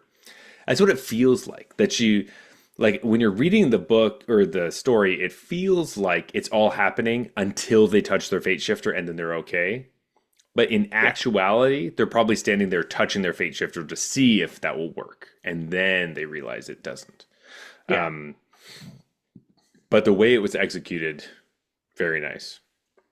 I like all of them. Every single one is great. And they're Yeah. all Obviously, horrifying by every the time. like second or third one, you're like, yeah, I know what's Of happening course. here. But I like But that that's good too. Like that's good writing. it's true. It also kind of reminds me of like, I enjoy it in like a Mortal Kombat aspect where it's like some companies don't like their main characters getting mutilated It lets you show the fatalities without without it being real, the right? consequences. Hmm. Yeah. Yeah, Um, that's true. which was like an issue with Mortal Kombat, and I think there were a couple companies that didn't want their characters being just Right. absolutely ripped to shreds or something. And also shows like the character's inherent flaw or whatever, Hmm. because like this is what I would do. It's like, well, you would die if you Yeah, because like you were too brazen or you were too, you know, exactly. yeah. Yeah. So instead of that, we have story spotlight number 5, which is Shard Mage's Rescue. Jeff, read it for us. Shard Mage's Rescue is 1 white mana for an enchantment aura with flash. Enchant creature you control.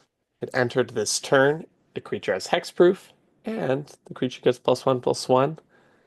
The, the text that we all are waiting for. With a flick of their wrist, Nico shattered the Wicker Folk and whisked Nashi to safety. So instead of what the Wandering Emperor wanted to do, um, Nico throws one of their shards and then captures Nashi into the shard and saves it from imminent doom from the Wicker Folk. It And somehow gives him +1/+1. yeah, that happened somehow. Even though now she's now flat and immobile. Yeah. But like that, let's not think too hard about that one. Um, but definitely save is Nashi. uh,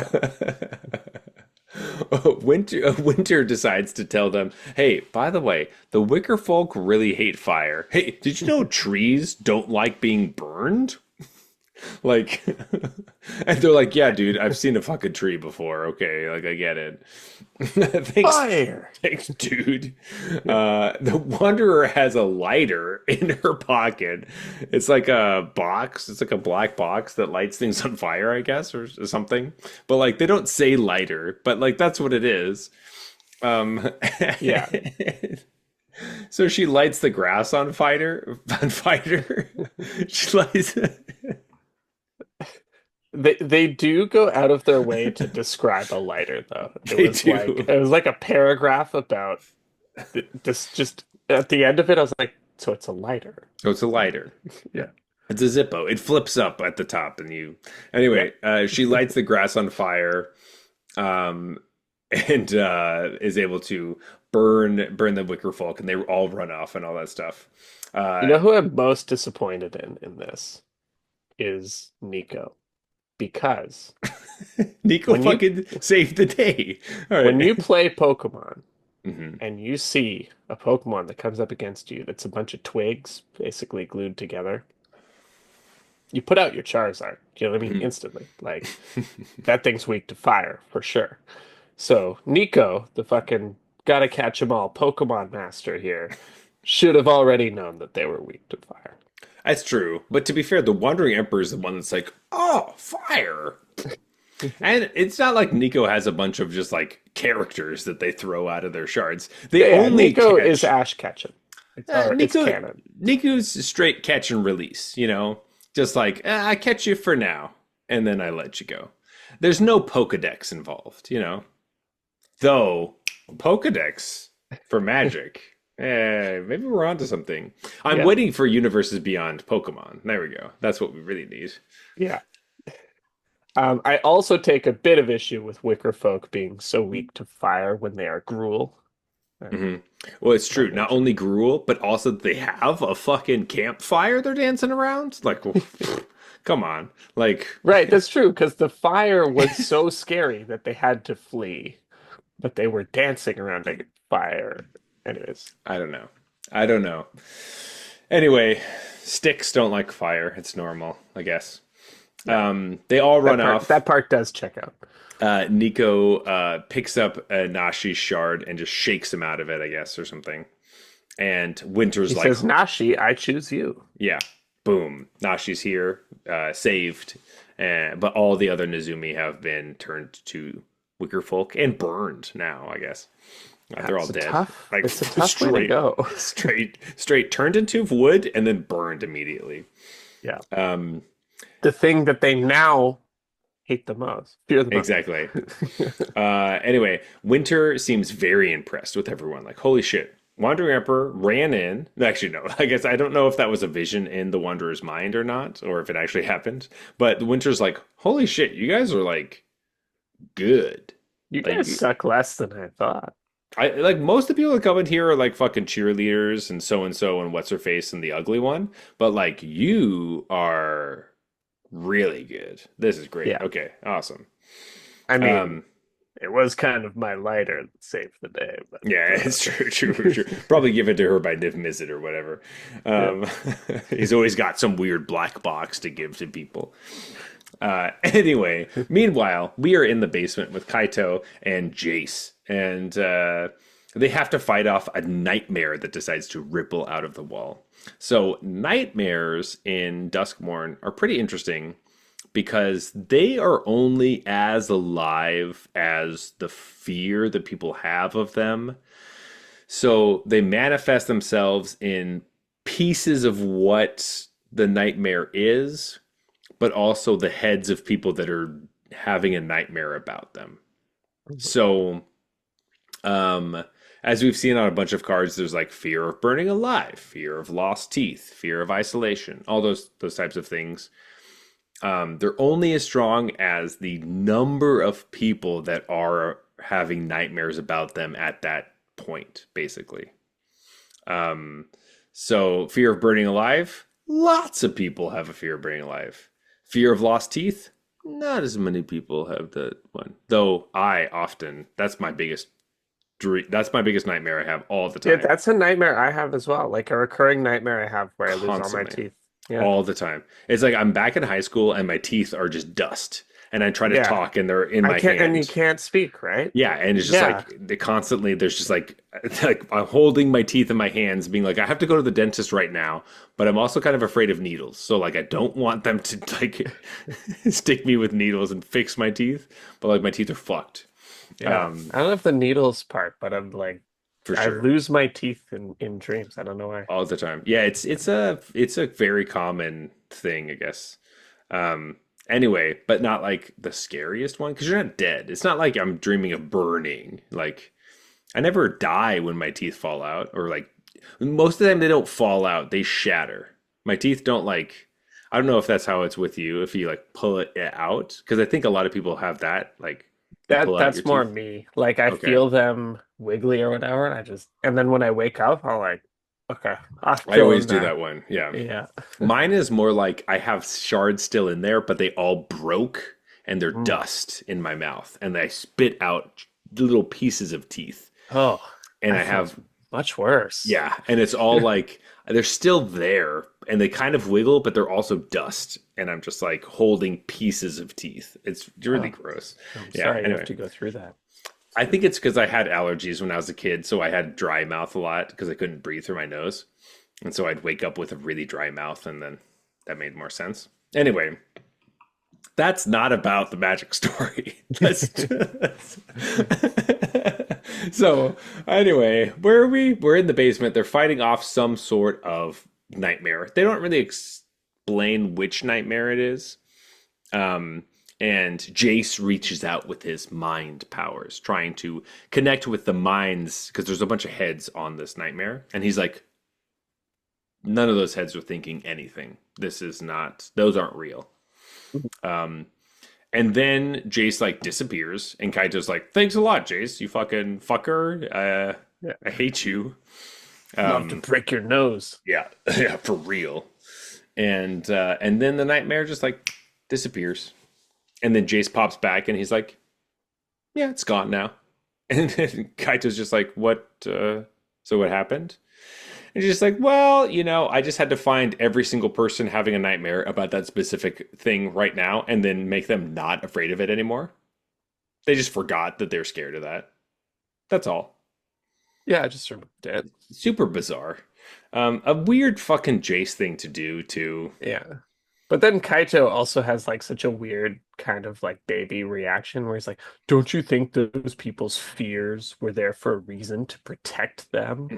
Jace was like, well, I didn't remove all of their fears. I just this one. Just the one that was killing us right now.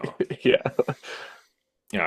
Because obviously, so this is, I just want to say for those who don't know and aren't used to Magic Story, stupid Jace shit like this used to happen all the fucking time. It used to be the main story. He was like the main character, basically. Remember Ixalan? Like the best times were when Jace couldn't do stuff. Like like the oh no, Jace doesn't have his powers. It'd actually be interesting. Yeah, exactly. Every Jace thing that could happen, the fact that they're moving away from Jace and deciding like, you know what, the blue planeswalker's Kaito because he's more interesting than Jace is huge. Like that's really important because we have friends that hate Jace, like are just like oh my god, another fucking stupid Jace card, and like Jace does dumb whatever Jace thinks. There's obviously people that love him because they keep bringing him back. There's no one that loves Jace. Why else is he here? It's true. It's true. Sorry, if they had the chance to kill him off. No, but they don't like killing people. I want real stakes, buddy. They killed Gideon. Yeah, that was the best thing that they did. Yeah, it was awesome. But it was replaced him with the Wandering Emperor. Yeah, which was totally fine, actually. I think that was an interesting replacement because those cards are like aggro versus control. Like, kind of swapped him out. But anyways, sorry. What was I saying? We stopped the nightmare in the basement. Kaito was a baby about it. Yes. Yes. Kaito was annoying and stupid about it again. And Kaito's like, well, you saved us, but we're not friends. And Jason's like, well, I'm whatever. I'm looking still don't care. He's like, I'm looking for Vraska and I'm looking for loot. My fucking baby orphan. I adopted this child thing, whatever it is, Pokemon. That's a real Pokemon, actually. Yeah. And we are going to. I think that they're here. Also because in Bloomborough we were looking for Jace. Ral Zarek was there looking for Jace, and as a whole thing. Anyway, we jump back to the library with Tyvar and Zimone. The creature is once again attacking them, as we had said. Though, as they run deeper into the library, it happens to lost interest in them, and it has disappeared. And then out of nowhere, Dean Kiane from Strixhaven is scolding Zimone, just like out of the blue. Imagine like your fifth grade teacher just being like, what the fuck are you doing right here? Get to class. And they starts grabbing you and pulling you in. And you're like, whoa, what happened? Also, didn't you die? Aren't you dead? And Tyvar doesn't know who the fuck this is because he doesn't know what Strixhaven is. Yeah. But it's like, this is really bizarre. And Zimone's like, dude, this my teacher's telling me I'm late for class. I gotta go. And Tyver's like, no, no, no, no, no. This is not real. This is Yeah. just so not real. This is not happening right now. And Zimon's like, no, no, it is. Like this is my dean. This is like during the Phyrexia invasion, they did They die die though. though. They were murdered by the Phyrexians. So, but they're here right now, and I liked them a lot, and they were my favorite. But they did Taught me a no, lot. Yeah. they did die. You are right. Yeah. But they're standing here, so it's confusing. And Yeah. Tyvar's like, they're fucking with you, man. They're like, this is not real. Like, you can't, don't fall for this. um, anyway, Zimone is like having a real hard time with this one, but we are able to try to fight this off because like this teacher is the house. The house is starting to do this, and I think Zimone and Tyvar are having the most the best exploration of the house of all the groups. Like they Yeah. are the ones who are understanding what's going on more than anyone, which makes sense because they have Zimone, who is purposely doing everything that she can to understand the house. Yeah. Um, I like their sort of side quest the mhm. best, but I have gripes that we'll get to later. Okay, I'm excited for that. Anyway, um, they have a quick like Zimone and Tyvar are fighting a little bit about Kiane, but eventually Zimone's on her side, and Kiane's like, "Come on, let's go to class, let's do this." And Zimone's like, "No, sorry, I'm not going to class with you, But crazy yeah. ghost, whatever you Now are." that I realize I watched you die and I'm in a house of illusions and horrors, I'm gonna bet that you're not real. I'm gonna not. Yeah. And right then, the monster they were fighting before, remember, six-eyed, glass for teeth, naked spider thing, bursts through her chest and is trying to grab at them, slices Tyvar in the stomach because Tyvar, as we've talked about before, doesn't have a shirt on. Mhm. Slices his guts open. All of them are falling out. He's trying to hold them up and push them back into his body. And then, done. He was holding his fate shifter and saw the whole thing happening. That didn't happen, but very visceral and very bloody and gross. Yeah. And he is able to now see every single, as he holds the fate shifter. This is why I think he sees the future, kind of. He can see every single move that the monster's going to make Mhm. before they make it, basically. And so he's able to grab its arms and basically, I don't know, subdue this thing. Yeah. And then realizes that it's made of like plaster and like dust and stuff. Like it's not like flesh and bone, and it's just like pieces of like built like construction material. Like Mhm. it's just okay, this is a weird thing. And then he just like touches the wall and then touches the moan and turns them into plaster and like wallpaper. And then the scary beast thing just like straight up just like stops caring about them and just walks away. Yeah. You know that when you're like hide in a shadow in a video game and it's just like the thing that was chasing you a second ago is just like "Whoa," Well, yeah. No just idea where it could have gone. walks away. Like Yeah. that's exactly what that what that is. Um, and Tyver's like, holy shit, do they just don't the things in the house don't attack stuff that is the house Yeah. They because are part of the house. mhm. So everything that is part of the house, like the all the monsters that are here are part of the house. And the house doesn't detect things that They don't aren't attack each other, right? exactly. They Yeah. only attack outsiders. So if you're part of the house won't attack you. Is kind of the finding that they have from this. Um, really interesting, uh, which I like a lot.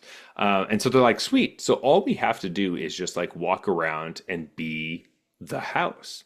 So Yeah. good Tyvar, he also has realized that his powers are stronger. Most of the time, he has to physically touch something to be connected to it, but he can do it through his feet or anything in this house.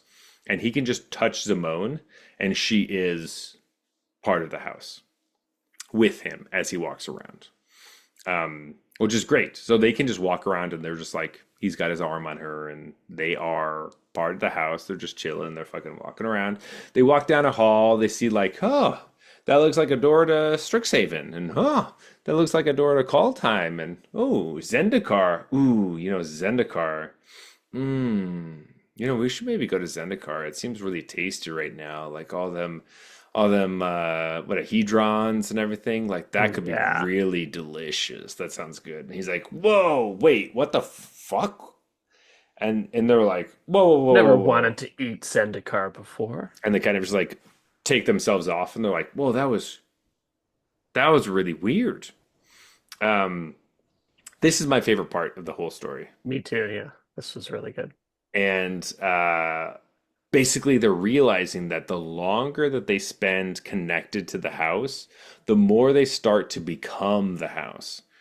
And they start to feel like they have the same, all of their ideas and emotions are aligned with what the house wants to do, which is find other planes and eat everything on them.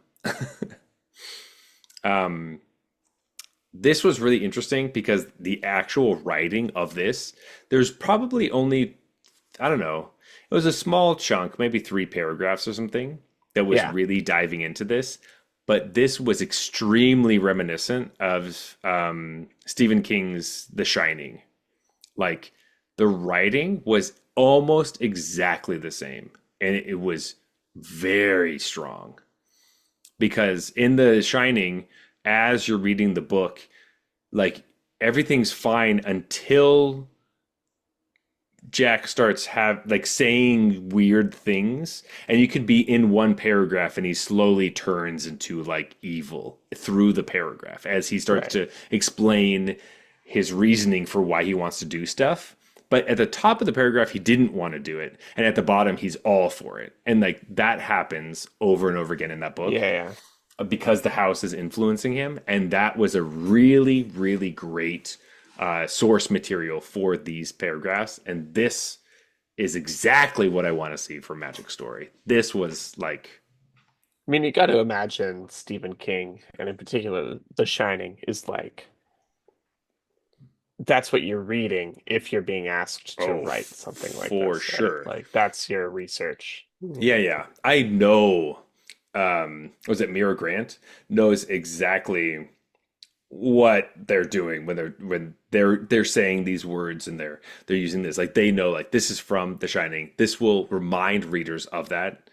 Mhm. They know this specifically, and I loved it. It was like everything I've wanted from all these stories. And I mean, there could be other things I'm missing from other stories because I don't read books very often, but The Shining is one book I have read and I did love it. And that's one of the reasons why, because the writing was so, so visceral. So, great work. Hey, this is shining moment. Great job. Like, Love it. oof, Shining moment. big star. Anyway, super cool. After this, they kind of realized, okay, so we have, instead of being like, oh, so we just can't, well, this is actually what's funny afterwards. Tyvar and Zimone realize that um, they can't just be the house all of the time, or they just turn into the house, but they can't not be part of the house because things will attack them and kill them. So they have to be the house some of the time and not the house other times, which Yeah. is just kind of like a vague, weird plan.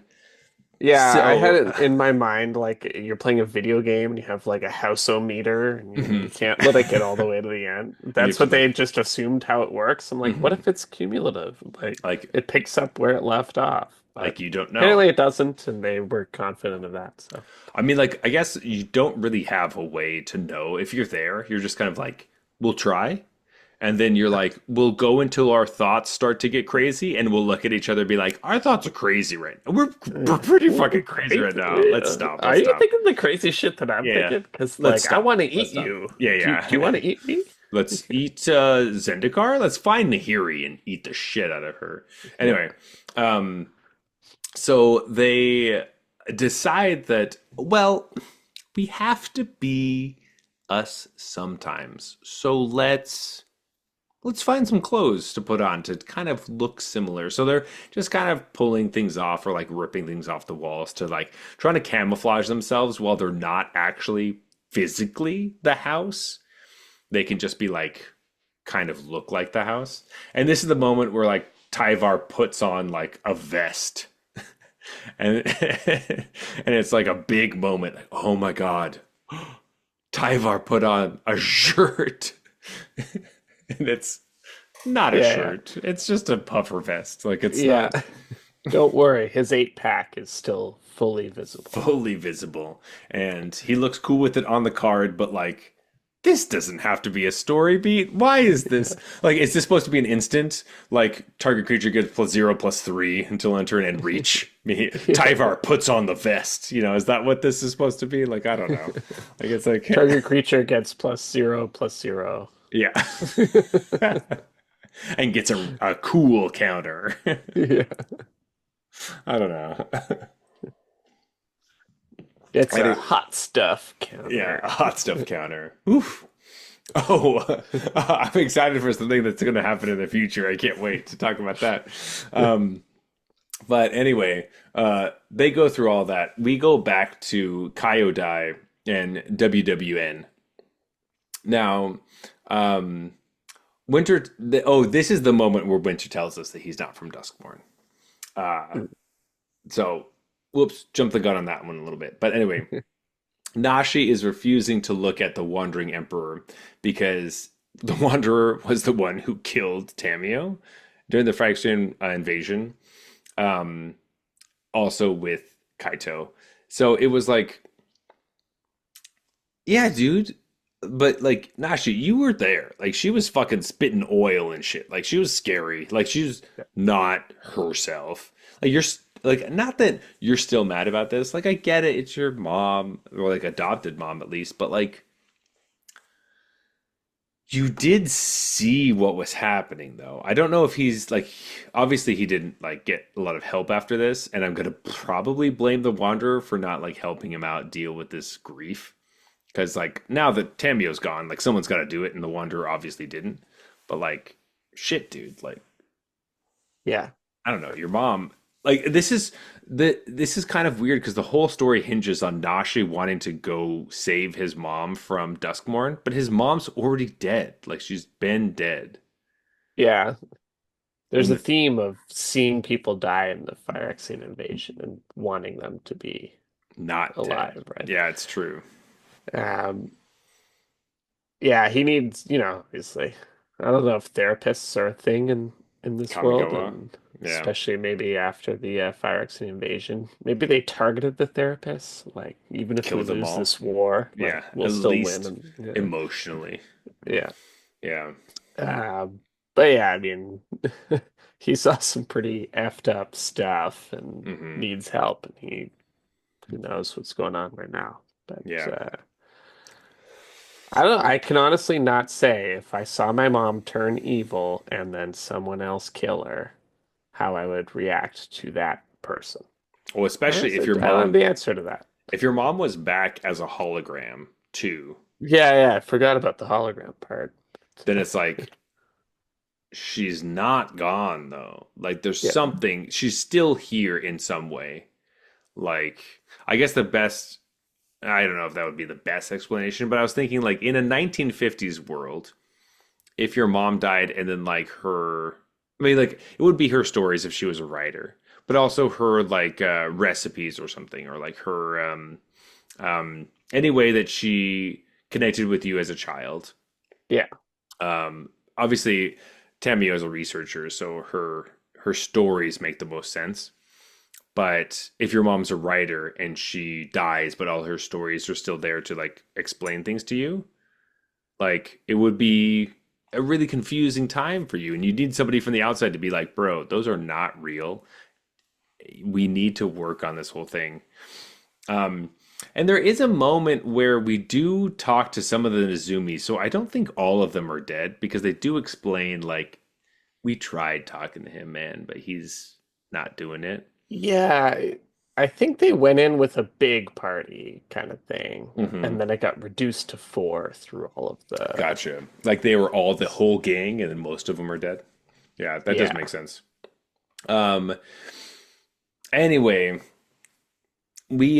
we're gonna jump back over to Jason Kaito.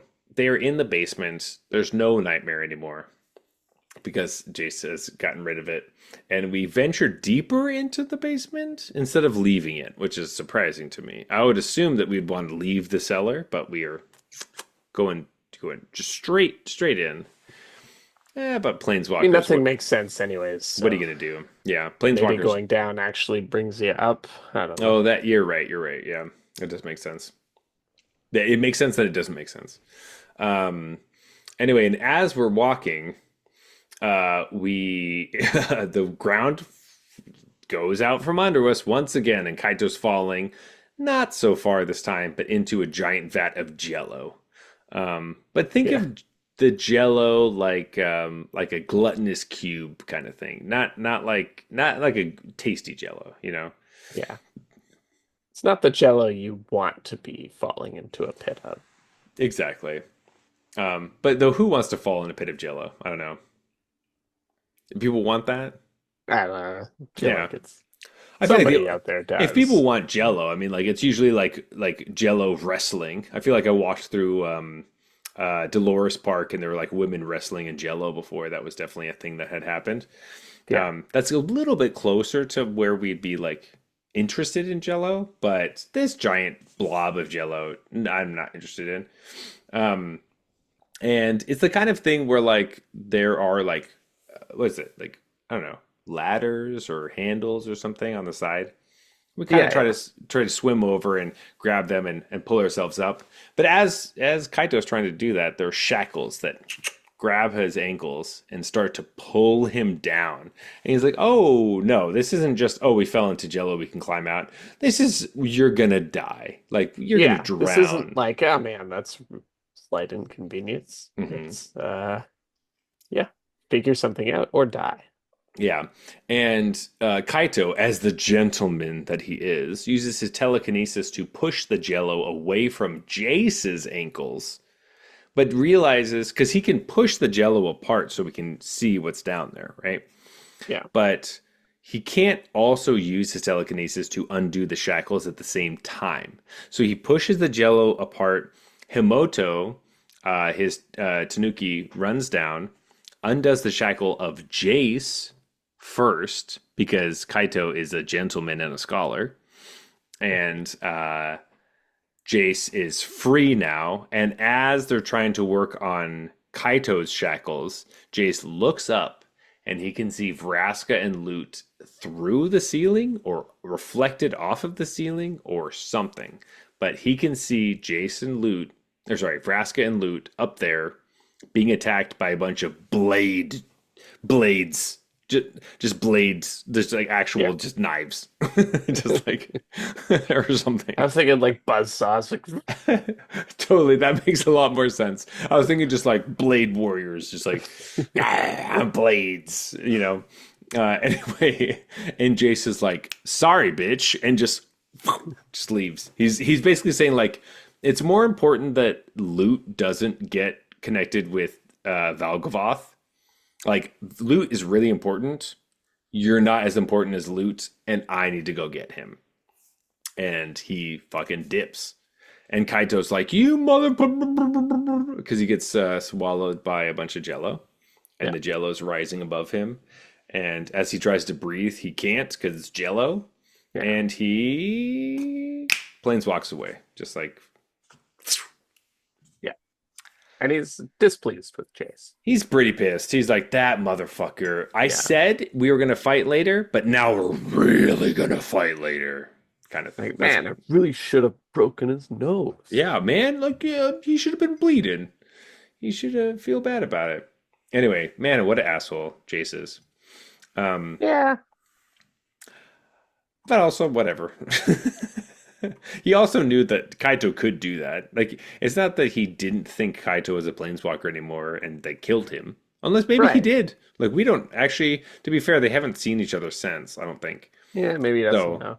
maybe Jace is like, if he dies, he dies, Maybe and just Kaito leaves. learned a valuable lesson about securing your own safety first, Yeah, like why would you do that? I don't understand. Because especially to someone you just spent the entire past like story complaining about it. saying we're not friends. Like, save yourself first, then. It's not hard, just do it. Yeah. Anyway, Kaito planeswalks away to Ravnica to save his life. Oof. This brings us to episode number 5 as these get deeper and deeper, denser and denser. Episode 5 is Don't Give In. So, let's see. Zamon and Tyvar are exploring the house as they start to do their cloaking uncloaking thing. Where they're like, we're the house. We're not the house. Now we look like the house. Now we're not the house. They run into this teenage girl. And she's just like in the house. And they see her. And she's sitting by a window. And the window has like sun coming through it. What? And she's like drinking tea and writing in a book. And they're just Sounds like so normal. looking at each other, being like, what? Oh, okay. And they're like cloaked by the house, and they uncloak from the house, and they're standing there, and she just doesn't notice them at all. And Tyver's like, that's weird. Normally people notice me. Like, and Simone's like, okay, he thinks he's fucking hot shit, Yeah. like, wow. Like, yeah, every girl notices you. I get it. It's like the nerdy girl hanging out with like the jock, and she's like, yeah, you can see everyone but me. And you're Yeah. surprised that the pretty teenage girl drinking tea, writing in her diary, doesn't look at you, right? Um, Yeah, that's the dynamic. Exactly. The like nerd and jock become friends. yeah. And they're like, But you know what? It's a classic for a reason. And it is a classic. Like we're hoping that maybe I don't know, something happening between them would be like amazing, Like I'd be down. yeah, I worried But about the age difference, but I don't know how old why? Because Tyvar is. Tyvar, yeah, he's like hundreds of years old because he's like And an she's elf like king. 18 or 18. something. But she's 18 though, so like it's Oh cool, shit. right? I don't know if I agree with that, but It's also like extra planar things. Like you don't know. Who knows? yeah. Also like It's the whole like mentally, vampire issue, right? yeah, it's like But you're hundreds of years old, but you still go to high school and like yeah. date high schoolers. Like, what the fuck? Uh, I don't care that you're only 150. Like, it's not. Yeah, yeah. um, anyway, as Tyvar's upset that like this teenage girl is not checking him out, Simone's like, "Hi," and this teenager's like, you know perfectly reasonable, turns and screams and Whoa. runs away. Yeah. Who the fuck are you? What are you doing in my house? And she runs away, and they're like, oh, okay. And as soon as she runs out of the room, the light from the window turns to a storm, and all the wallpaper starts to peel, and the floor blood starts to rise out of the cracks in the floor, and they're like, holy shit, that was weird. And so they run after her, and they realize Yeah. that she walks in like a bubble in the house. Mhm.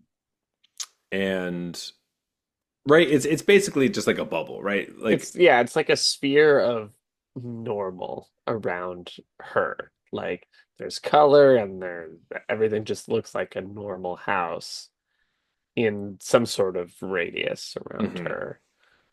yeah, Um, and I'm guessing like when she being the center of that radius, when she looks out, she just sees normal mhm, stuff. She doesn't see like, oh, there's, light until a meter in front of me and then darkness. yeah, So, um, Yeah, she's quite literally in like a bubble of She lives in the same, protection. yeah, she lives in the same house that she used She's in to. a circle of protection. Oh, shit. From a house, circle of protection house. Oh, you have protection from Hugh Laurie. Oh, Um, jeez. You have protection from Hugh Lowry, diagnosing you with lupus. yeah. Uh, anyway, she that's extra funny because my wife's watching House right now. Um, so this teenager turns out to be Marina.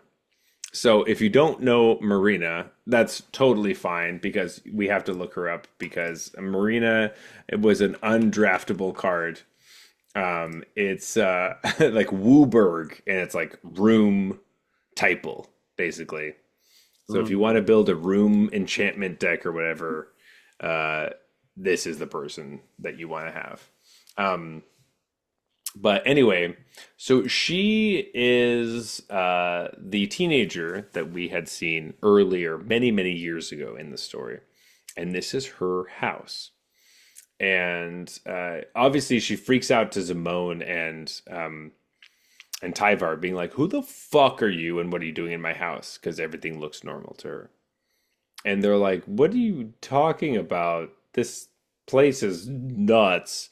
But luckily, they get to talk, like, chat with her long enough to realize that, like, hey, we read some of the books in the library, and like, there were some other people that owned the house. She's like, yeah, yeah, yeah. The other people started that, but we just kind of put some stuff in it, and they're like, yeah, we found this book on dark magic, and she's like, oh yeah, sorry, that Whoops. those are my notes. Yeah, I was kind of into that for a little bit, and they're like, oh, so did you like do this? Like, is this like is this Oh, you? there you go. And then she starts to like kind of freak out, and she puts her hands over her ears and just basically goes la la la la la la la, being like, "You're not real. You're not here. You're not real. You're not here. You're none of you are real." And when she does that, the house starts to attack Zimone and Tyvar. So we have a bunch of creatures crawling out of different places, coming after them and trying to claw at them, and they have to run out of the room and escape and do their normal cloaking thing, but they do it outside of harm's way. Um, and after that, they're like, "Whoa, that was nuts! This chick is crazy." Imagine walking around your house and like it seems normal to you, but every once in a while there's something off, and you just kind Mhm. of like just pretend it didn't happen, and like you're just trying to live in a normal life, but you're alone. That's crazy. Yeah. Um, really cool stuff. Like I do want to say this is kind of the moment where I'm like this this like we're getting to the really interesting parts about Duskmourn. I know a lot of people when they were looking at 80s horror, like how it was kind of like introduced to people, like oh, it's like 80s horror with TVs and stuff, and there's like Right. um all of that those things like there's a cheerleader on a magic card and all these things, but reading the story and getting into like how Duskmourn was built and made is like feels very much more like magic, and there's a Hmm. bunch of really interesting characters and types of things that are going on that feel very deep as far as like the thought that was put into building the world, and I'm like, all right, this is what I want from Magic. And these are all super cool. Like the fact that you have the character that was like in the house walking around and they're just living in an internal bliss that they're purposely pushing out all the bad to try to live in a good world is really just like I don't know. I've never seen that before. That's cool. Yeah, it makes me appreciate the card art too, because when you look back, there's clearly like a bubble of Hmm. light around her in the card art. It's like I had thought that card was really dumb, and I didn't understand. Like I knew that she was like lived in the house or whatever, but I was like room typal or kindred or whatever. That seems kind of lame. And it makes sense that she can just unlock any room, Yeah, right? she Like, lives there. yeah, it's her house. It's Yeah. her house. And so now I'm like, oh, this is amazing. And then I'm like, I have a whole new, like, I'm not going to And the pick this card in. still sucks, but Yeah, the card still sucks, but like, I have a whole new, like, viewpoint on this whole I thing. understand the design of it now. Yeah, Yeah. I kind of guessed that that might be what it is, but sure. after Yeah, reading it, you're like, yeah, I actually think this is really cool. Like, yeah. very much into all of this. So it's the beginning of me being like, Duskmourn was awesome, and why the fuck did we only have it for a month? That's the new Jeez. normal, man. That's crazy. It's insane. Anyway, as we are around the corner, we're like, damn, we couldn't talk to Marina longer. Like, man, she could have helped us a lot. And the Simone's like, oh, could she? And then she holds up the diary that she stole from the table. And she's like, oh, whatever, Yeah. whatever Simone does when she gets a book. Um, she's like, sick. I have this, Feel like she and does they, exactly that. Ah. mhm. um, and we start to read the diary, and it's a lot of like teenage angst-y Yeah. stuff. But we find out that Marina moves in to this new house. Her parents are telling her that she needs to be a social butterfly, or she feels like she has to be a social butterfly. Yeah, I From think her, they said they're sure so that she'll make new friends or whatever. And she's yeah, like, "Well, I didn't make friends in my previous place." I was like, "Why are you so sure that I would here?" exactly. Just being like, there's like, I'm not cool. Stop thinking that I'm going to be cool, kind of thing. Yeah. And like super teenage angst of like, I'm alone or I don't have friends. The reason I read books is because that makes me escape the world that I live in that sucks. Like, and I'm sure there's many people out there that can like attest to this, like they feel very similarly. Um, People who know how to read, Yeah. which was not me. Yeah. I'm like Leah Michelle. I just don't know how to read. Yeah, it's a really good thing they make a podcast that reads this to us. Otherwise, Yeah, we'd have yeah. no idea. If they didn't have that, then I wouldn't be able to do these episodes, honestly. Yeah. Um, anyway, she talks about how her parents think that she needs to be a social butterfly, but she feels that she is a social moth and that no one wants to be with her, and she's just kind of like this weird, disgusting thing. Um, Maybe not necessarily disgusting, but definitely not what people want her to be. And there are a bunch of kids at her school that make fun of her and bully her incessantly. The bullying seems to be very verbal, which normally in these situations, I feel like we've had a lot of stories just in the world where bullying has been extremely physical. Yeah. And in this story, it has not been. It's more Yeah. of the new age bullying of like calling names and stuff. But the bullying that we see in movies from like the 70s and the 80s are extremely physical and Right. like brutal. Like if you watch Carrie or things like that, I guess it's in Carrie it's a little bit more yeah, I don't need to get into it. But um this seems to be a I don't know if it's lighter bullying, but she's getting bullied, but not in the ways that you feel like she's physically in danger, I guess. Um, at least that's what it felt like to me. Um, anyway, she goes to the basement and she talks to this thing that's down there. She calls it like Val. Like, hey, Val. I'm having some problems at school, and it's kind of her only friend is this thing in the basement that kind of speaks back to her. And well, it turns out to be Valgavoth the demon, who's been hiding there for years and wants her to bring her bullies over to the Yes, house. invite them over, hash Hmm. it out.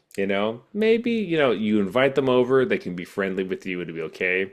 Invite them to the basement. I can meet them. I'll Yeah. convince them to be friends I'll with you. talk some sense into them. Well, she does that. The bullies come over to her house, which is already insane. Be like, you're gonna go over to the weird That part girl's I didn't house? totally Yeah, understand. you're gonna go to the weird girl's house? Sure, and go into the basement? For sure. Yeah, yeah, yeah, yeah, yeah, yeah. Okay. Um, I don't know if she had beer or like Right down. porn Oh, if she or had like, beer, it could change the equation. yeah, for sure. Like maybe there's something weird, something, I don't know what happens. But anyway, while they go into the basement and they get eaten by Valgavoth, who's Val. And Valgavoth is a demon that was summoned by the previous owners of the house. And because they wanted a little demon to help them with chores. Yeah, Like, that's literally what they what they were like, it'd be that part re-. just made me. I was like, seriously? Like, It's this like, is the. this family read Harry Potter and they're like, Dobby, wow. Yeah, Well, we having need it, one of we those. need one of those. How do we get one of those? Let's like summon a demon, and then it can like clean our kitchen for us. And when they realized it was actually a scary beast that was going to murder all of them, they banished it to the house. And so Valgavoth is cannot leave the house. That's the thing. Yeah, and he is the house in a way. Yeah, he is the house and in the cellar basically. Like the um, house is his prison, but mhm. also His he skin. has it's him. Like he is Mm. enlarged himself to com completely like he is the prison, you know? Exactly. And so Valgavoth has found out that after, like, he's been sitting there waiting for years to be able to feed and get stronger. So, of course, his plan was to get this stupid teenage girl to get her bullies to come over and be eaten. And through that power from the blood that he got, he's able to grow the house bigger and bigger and eat more and more people or consume more lives. And he may not be able to leave the house, but he can grow the house to be as large as he wants. And it has now consumed the entire plane, is a house that ever changes Yeah. and is now pushing and knocking on other planes' doors, trying to get out to go to other places to find more things to eat. Hence, trying to open all these doors in Kamigawa and Ravnica and all these places, Zendikar.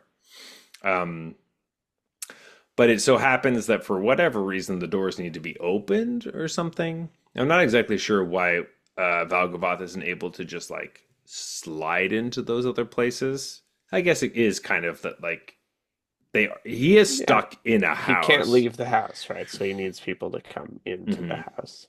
and like he can't stretch the house straight into the other places because then they'll be really small in a giant place and it will be really difficult. I'm not exactly sure. I also don't know how fast he can do that. I don't really know. I Like, kind of viewed it as like he's just opening an open path into hmm his plane, and it looks like a door on the other end. You know what I mean? yeah. But he's just like, I can't leave my plane. I can't go through hmm the open path myself because I am the plane. Right. But I can like open an open path to another plane and be like, hey, come to my plane. Yeah. And that's as far as it can go, right? Um anyway, that's a great amount of information that Marina has now dropped on us, and I really appreciate that, Marina. Thank you so much. Um so the Wanderer, we are back with the Wanderer, WWN. And they're walking deeper and deeper into the forest. And oh, I guess it's WWNN because Nashi and Nico are both Ashi, with him. yeah, Yeah. And they're walking. Kyodai wants them to go to the Valley of Serenity. And Winter's like, whoa, whoa, whoa, whoa, whoa. The Valley of Serenity? Are we, do you guys really want to go there? Like, that's crazy. I don't know. You like, I don't like going there because the cult of Valgavoth lives there, but like I don't know, like maybe. And now she's like, I don't fucking give a shit. Coyote says that's where Tamio is. Like my mom is there, so like go fuck yourself, Winter. I'm gonna go. I don't care. And Winter's like, okay, like, He's like, oh, I all hate right, to like, be like this, dude, but I don't know you. So, yeah. He's like, okay, like, sure, whatever, we'll go. And they head towards the Valley of Serenity. As they get closer, there is a stone tunnel, you know, and they're like, I'm thinking, oh, great, little small tunnel. There's a forest now. There's a tunnel. Don't love it, but sure, we'll walk into it.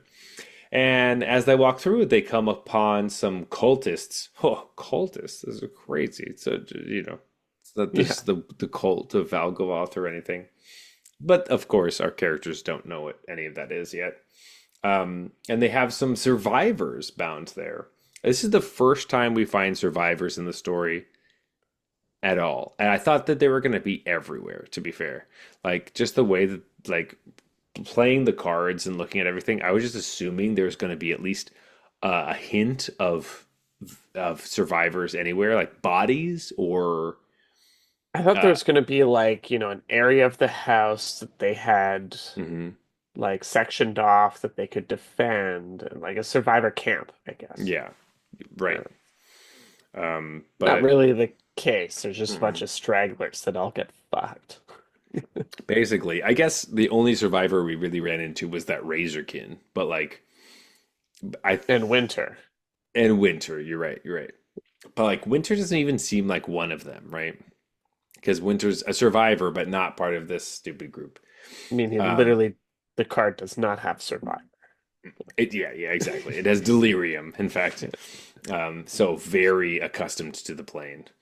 Um, the cultists are talking to all these survivors, and one of them, this woman, gives up hope and decides that you know what, she will join the cult. She will walk into the cocoon. She'll become one of Valgavoth's faithful because she's tired of trying to fight her fears every single day and try to get out of this place that it is impossible to leave. Um, Now, Nico wants to try to stand up to the cultists and like save this woman and be like, "Hey, you can't take her and whatever." Like save her from these people. Um, but no, the cultists end up uh, being able to knock everybody out except for Winter, of course. Um, They blow on some dust, I believe. yeah, they Nico's like, "Yo, you can't do this to all these people." And then the cultists like open a book and just like blow. And then Go, there's, but I can. oh, but I can. Um, when this happens, all of our folks are now passed out, and the cultists walk up to Winter and they're like, "Hey, thanks so much for getting all these folks for us." And Winter's like, "Yeah, you'll be whatever. Give me what I want." And then Yeah. he like pulls a loose stone from the wall, and then the door behind them shuts. And well, they're fucking trapped there. Um, Turns out Winter was a betrayer. it turns out he was fucking evil, but like I don't know. What do you expect? Like Yeah. everybody's gonna fucking scary. So like there are some moments where you're like you think that he might be good, like being like, do you really want to go there? Like that's terrible. And they're like, yeah, shut the fuck up, Winter. We're going. Yeah. He's like, okay. And it's like that's exactly Fucking where he Winter. wanted them to go. Yeah, that part I don't quite understand. Like, was he bluffing or? I think he was bluffing pretty hard. I Yeah, think where he's like, "Oh, that's super dangerous. You don't want to go there." And then they're like, "No, we do." He's like, "Okay, don't okay. say I didn't warn you." Yeah, exactly that kind of thing. Anyway, the folks that got passed out wake up very slowly in kind of succession, but the Wanderer wakes up first because she's used to waking up in random places. Uh, because she just gets planeswalked to Fair different enough. Yeah. places. Sure. And she talks to Tamio for a little bit because Tamio is right there, the hologram story version of Tamio. Um, and she kind of finds out that they've been sucking all of her stories dry out of her. I don't know, whatever she is.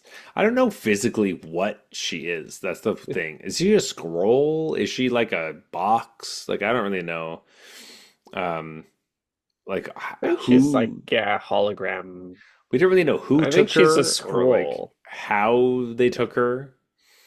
Um, but anyway, they've been taking all of her stories, um, and in a way that like she doesn't also have them. It's not that she's just been like reading them and being like, "These are my stories, and now you have them too." It's like, no, I don't have them anymore because you took them away from me somehow. Yeah.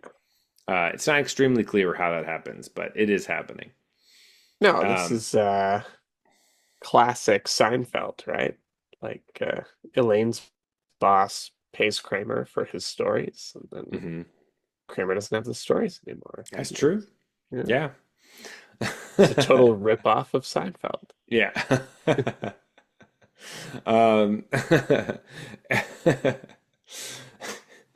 um, anyway, I guess in that sense it makes sense because they're paying for something. This one I'm just like I don't even know if like physically how you can like do that.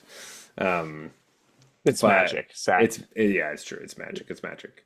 And Um, also, just to jump in, like I thought that maybe we could talk about it later, but I thought that this scroll had been acquired through the Kaito jelly incident, where they're like, okay, he planeswalked away, but the jelly was actually after the scroll, and it becomes clear that that's just not what happened.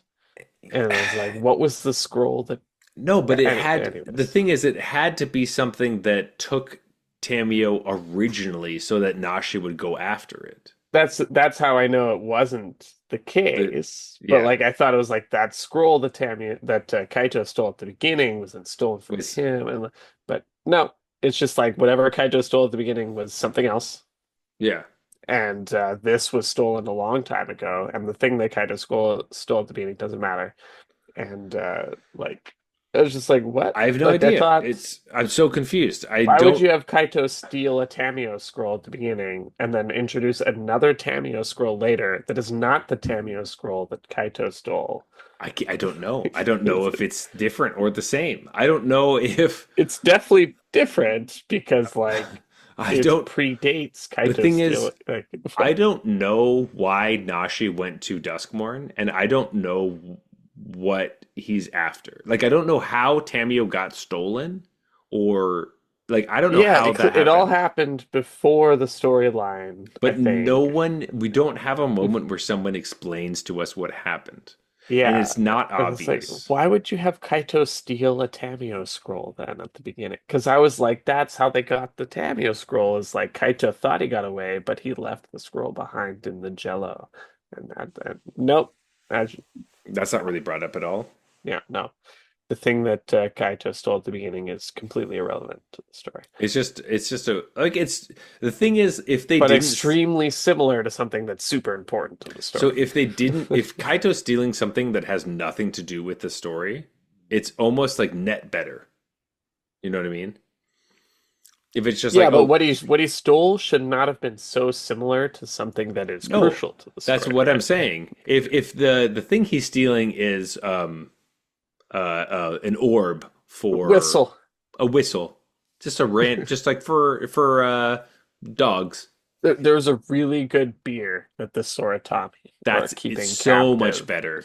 Yeah. Like a barrel aged stout that the Yeah, he's like, Soratami. sorry, wandering a prayer. I know that like if our friend needs our help, but I've heard Yeah. that this thing is barrel aged for two hmm years And I wanted to taste in that. wine barrels. Yeah, this is pre-Phyrexian barrel Yeah. aged. That's why it's so Yeah. good. This is not a barrel of oil that we're Mm-mm. talking about here. No. This was started before all of that happened. Yeah. It's like getting a bottle of wine before COVID. You're like, oh damn, that's like Oh this is shit. sick. Oh Yeah. shit, we got some old shit right here. Yeah. Um, that that it would be more helpful to the story so that we don't have this confusion now being like, wait, what the fuck is Tamio though? Why are there multiple Tameo scrolls involved in I'm this so story? confused. So I don't know. I can't give you that answer. Um, anyway, Wandering Emperor is talking to Tamio about that, saying like, "Oh, they already have all my stories." Like it's just kind of like they took them, whatever that means. Um, then the cultists all come in and they're talking about how Valgavoth is the house but can't leave the plane. Kind of some of the stuff we were talking about before, where they won't actually they can open omen paths, but they can't actually pass through. Um, and then the cultists, or I guess this is kind of the moment. The cultists offer them like a spot to stay. They're kind of like, hey, if you want to be part of the cult, to the Wandering Emperor stuff, like, hey, we'll take you. Like, we'll take. Like we have some Kool-Aid here. Could be pretty good. Could be pretty Yeah. good. And then they're having Tamio kind of like spout all of her stories. Um, as that's happening, Kaito is on Ravnica and runs back to where the door was. However, the door is no longer there. And he has a piece of wood in his hand from Duskmourn, which he happens to take with him Wait, somehow. did we know that he had that piece of wood? Like, It's just the kind of thing where like he like planes walked away and then like showed up and just like happens to have it. And he I think he's as confused as we are to be like why he had it. he was in a bunch of Jello. Yeah. Jello like famously turns to wood when you planeswalk with it. Oh, Right. I forgot about that. Yeah, Yeah, but of I course. totally knew that, Yeah, yeah, yeah. obviously. Yeah, yeah. It's Yeah. happened like almost in every story we've ever read. Yeah. I mean, Yeah, he's, yeah. No, I don't know if it was just like he as he went through he or it was I don't know. Maybe he got a splinter and the piece of wood is like this big, you know. yeah. I mean, I was imagining like a vampire steak kind of thing, but I it could also easily did, but be. I was thinking of like maybe a piece of wood that you get from like a wood chip playground, you know, those little Okay. ones. Yeah. Something small. Fits in your palm. Yeah. Anyway, he has that, and he tells Niv-Mizzet, Atrata, and Aminatu. By the way, Atrata was with the group earlier. I don't know why, because she's a fucking Yep. assassin. I don't know. She was part of the story in MKM, and so we care Well, about her or she's like whatever. Proft's assistant at this point, or like Yeah, secretary, I it's think. So she true. takes the meetings that Proft doesn't want to go to. I guess so. Because like we haven't seen Proft at all until this moment where Proft comes up being like, "Hey, you, uh, I want to talk He's to like, you." "Did you bring the wood?" Just like I asked. Yeah, yeah. And Guy Kaito's just like, like, "What? of I don't remember course. talking to you or grabbing this wood, but Yeah. yes." So Kaito has the wood and Prof's like, "Hey, I got a plan. Let's let's talk." Um and with that we are at episode number 6, Don't Die. So Nico wakes up with a pounding head. And he's tied up next to Nashi, and they both kind of look around and they think that they're kind of alone for this moment, which is strange because there's a bunch of people around them in just a Yeah. second. Um, but it's just long enough so that Nashi can be like, oh, I fucking fucked up, man. Like, everyone died because of me. Like, if they didn't go here, like, if I didn't run after my mom, then none of my friends would have died. And, Nico's trying to make them feel better, being like, hey, like, it's actually the person that stole your mom's fault that all this happened, not you. And Yeah. Nashi's not really hearing it, but it's pretty good advice. This is probably the best moment for And Nico. like, they didn't have to come with you. You didn't Exactly. force them. They chose to. Yeah, yeah. It's all the things that they want to do themselves. Right then, the cultists pop up and they're like, hey, what's going on? Also, yeah, we sucked all of Tamio's stories out of her fucking hologram. What do you think about that? Yeah. Um, and they're in this like big room. It's like huge, like super, super tall. And there's like a giant moth thing on the wall, and there's like doors leading to different places and stuff. Definitely the craziest, weirdest, cultiest room we've seen so far in all the house. Um, let's see. The cultists also were like super impressed with all of our characters like being from all over the multiverse. They which they think somehow know. just that like there's something about them being like, oh, like the dust that you're carrying around is like from all over the place. That's so crazy. I also wonder if it's just like they have a library. I don't know how much they know about the multiverse besides like whatever Tamio just told them, but also being like, you look like you're from here, you look like you're from here, and you look like you're from here. That's crazy. Like, I don't know Right. what They it is. did have the doors to the various places, I Yeah. guess. So like, and seemingly the cultists were the ones that took Tamio. So I'm assuming they also went through other doors and tried to steal things from other places too. Like, um, Maybe they could like feel in the air oh, what plane they were from. for sure. Yeah, like, Yeah.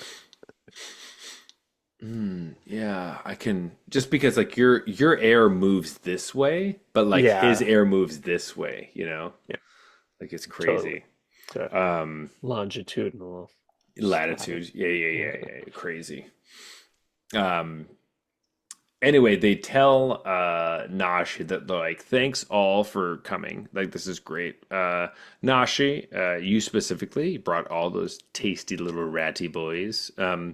Because of this and Tamio and all that, like we're gonna give you a spot in the cult. We have a cocoon for you and everything. You just gotta jump in there and you get to live with us forever. It's a pretty great, pretty good deal. Yeah, take that offer, man. The cult of Valgavoth does Yeah, not just, offer anyone yeah. admission. And right after that, well, to be fair, they already did that to the Wandering Emperor, but whatever.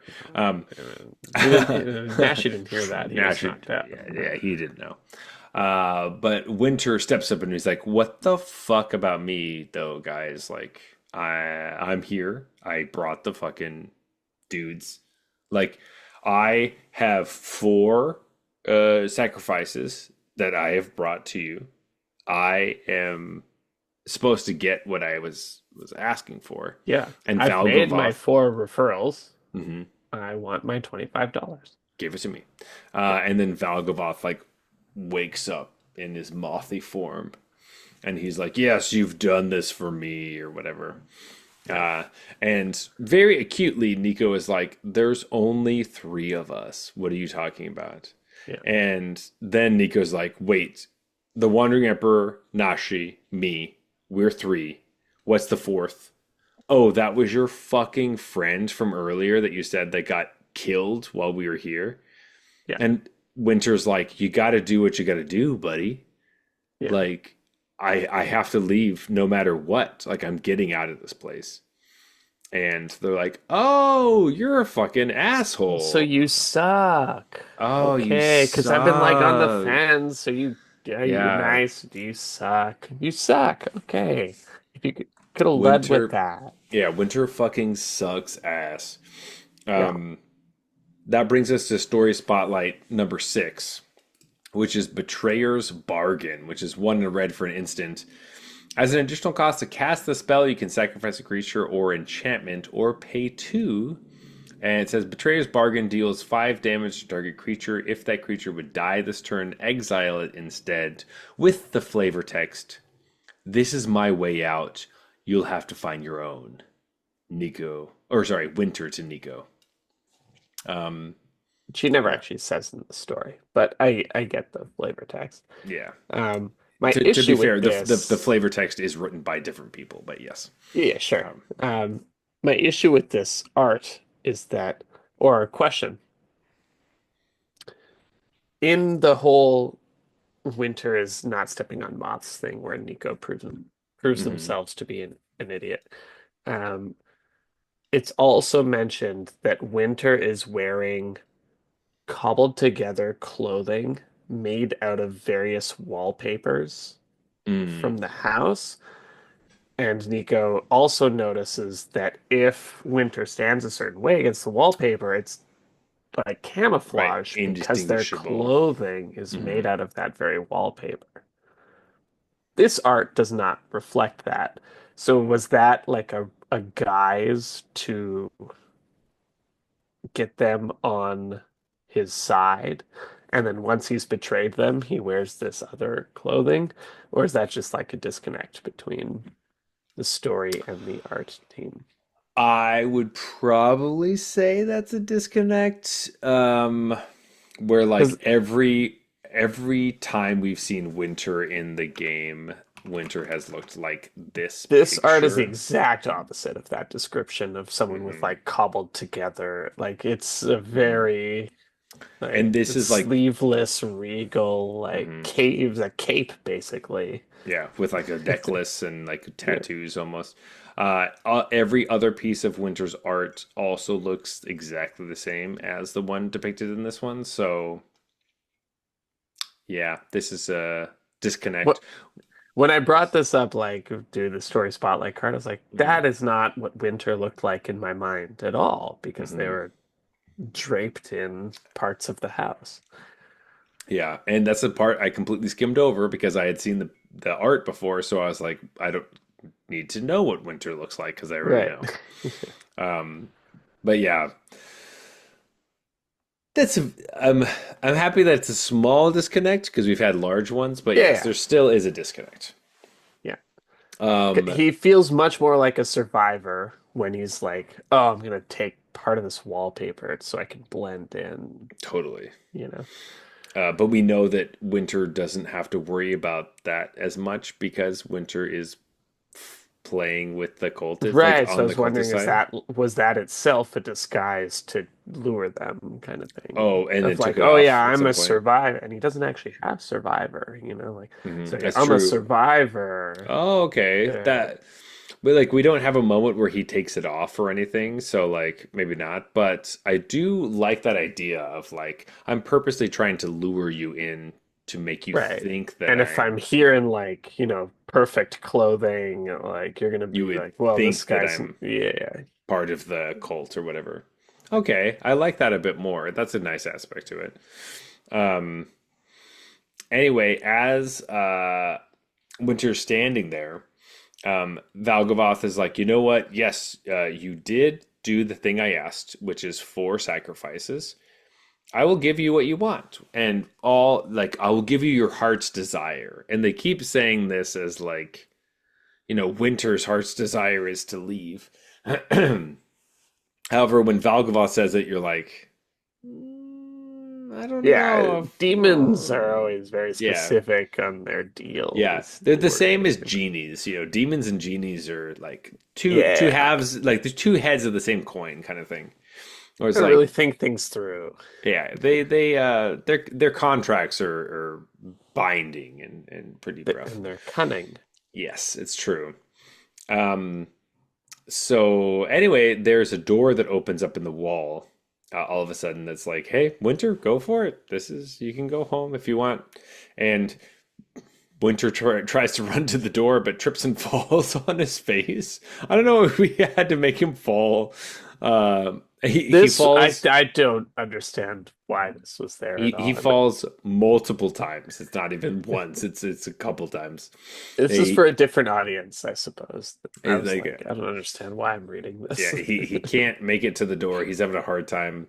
As he's doing that, Tyvar and Zimone bust through, and they look horrifying. Zimone has like nails for teeth or something like that. Yeah, they look Um, like they're in the house mode, yeah, right? they're in Like, house mode. They look fucking scary as shit. yeah. But they're able to cut their friends free because Nashi and Nico and the Wanderer were tied up. And as they're cut free, Nashi has a moment to run over to the Tamio hologram to try to save his mom. Um, but she's saying that she's already been gone this whole time. The only thing, her physical body was destroyed during the Phyrexian War, and all of her stories were the only thing that was keeping her around. But now that the stories have been heard and been taken, there's really nothing left for her to say. This is leading us to story spotlight number 7, Cathartic Parting. Jeff, what are we looking at? Bardic Parting. One in the green for a sorcery. Owner of target artifact or enchantment. Opponent controls shuffles it into their library. You may shuffle up to 4 target cards from your graveyard into your library. But the flavor text, we got more than most people do. We got the chance to say goodbye. Mm, perfect. Really haunting Great. flavor text. Haunting flavor text. Also, this is the only moment that I noticed that there are moths in this card. There's pictures of like Oh moths. yeah, I never Like noticed that either. a lot of it is like kind of digital, Right. pixelated stuff, but there's a slight moth motif in the background. It's a Um, really nice piece. it is a really nice Uh, piece. Miranda Meeks, great job with that artwork. Um, but ooh, anyway, sad to see her go.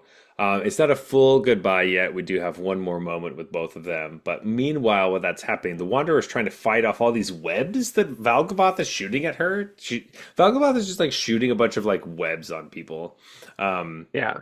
like whether it's like I was kind of imagining from Valgavoth's mouth, but I'm assuming it's actually probably from somewhere else because it's like a moth thing. Um, but I don't know. I don't know. Where do moths shoot their webs from? Do they have webs? They I shoot was like, like do they? Or silk, is silk, yeah. um, or something like that. They have some white shit that they shoot at people. I Yeah. don't know. um, I guess silk worms. What do moths do? Do they have? What do moths? What do moths do? It was described very like spider webby, and I'm like, did Yeah, they forget that he was a moth and not a spider? You know what I mean? Like, but I feel like you're moths. right, moths do make silk. So Right. it's I think Like that's the idea is like it's like the silk Spider-Man gonna like can thing. control that silk and Yeah, and shoot it from stuff. Because I know yeah. moths, like moths. I guess when I think of silk, I think of like silkworms. Not necessarily. Yeah, I think by the time they're a moth, they don't They're produce silk, past that right? It's point. when they're a caterpillar. Is it a Caterpillar? caterpillar if they're a What are they moth? called? It's a caterpie and a caterpie. Yeah, and then and then and then it's a Or is it a metapod. silk? Is that what a silkworm means? It's like the caterpillar that's going to turn into a moth or whatever. Probably. And then make a bunch of silk. And then make a cocoon. Hmm. Anyways, this story has gotten a little loose with what moths could do. Yeah, we don't know what moths can do. Yeah. So ask your neighborhood second grader what moths can do. Yeah. Um, And but what a moth caterpillar is called. is called. But anyway, Weedle, that's what it is. No, that turns into a bee, right? Yeah. Right. Come on, Zach. I'm sorry. And Nico would be so disappointed. Nico would be so. Nico's Pokedex would be so upset. Uh, um. Anyway, as they're fighting and doing different things, Tyvar and Zimone are in tandem, shooting Kicking and fighting, ass. punching. Zimone's Yeah. using the black box that was, Mathing. yeah, mathing. She's dividing by zero. Um, Oh, Simone is using the black box to able to make geometric shapes to put cultists into boxes with story spotlight. Oh my God, we've had so much beer tonight. yeah. Uh, story spotlight number 8 is coordinated clobbering, which is a single green for a sorcery. Tap 1 or 2 target untapped creatures you control. They each deal damage equal to their power to target creature and opponent controls. With the flavor text, Zimone's theory was that the fractalization of atmospheric aether would increase kinetic energy. Tyvar's theory was that if you hit cultists in the face really hard, they would fall down. They were both right. This is the kind of stupid math joke that we get throughout the whole story. Yeah. Um, but like, I'm kind of okay with it. Like, it's supposed to I convoke like something. this flavor text. I think it's funny. Yeah, that's because you like math. I mean, the math part is nonsense. I like Yeah, the juxtaposition. yeah, yeah, yeah. No, I know. I do think it is funny that Zimone is shooting a like math thing. Tyvar is also shooting some sort of math thing. I guess Zimone gave him the power to do that. They might be touching by like the knee or something. Um, Yeah, there's like a funny part in the actual story where Zimone actually contributes to the fight in some mhm, way with this like math fractal, whatever. whatever. And Tyvar's like, "Hey, way to go!" And she's like, "Oh, I had the highest mark in my theoretical mathematical combat course." Hmm. And then, she's joins in and like she throws one of those things to Tyvar and he like uses it as well. And it's like cool. It's a developing of this, you Yeah, know, uh, relationship that was my favorite part of this story. So totally. I did like them a lot. Are we shipping them? Are we shipping them together or no?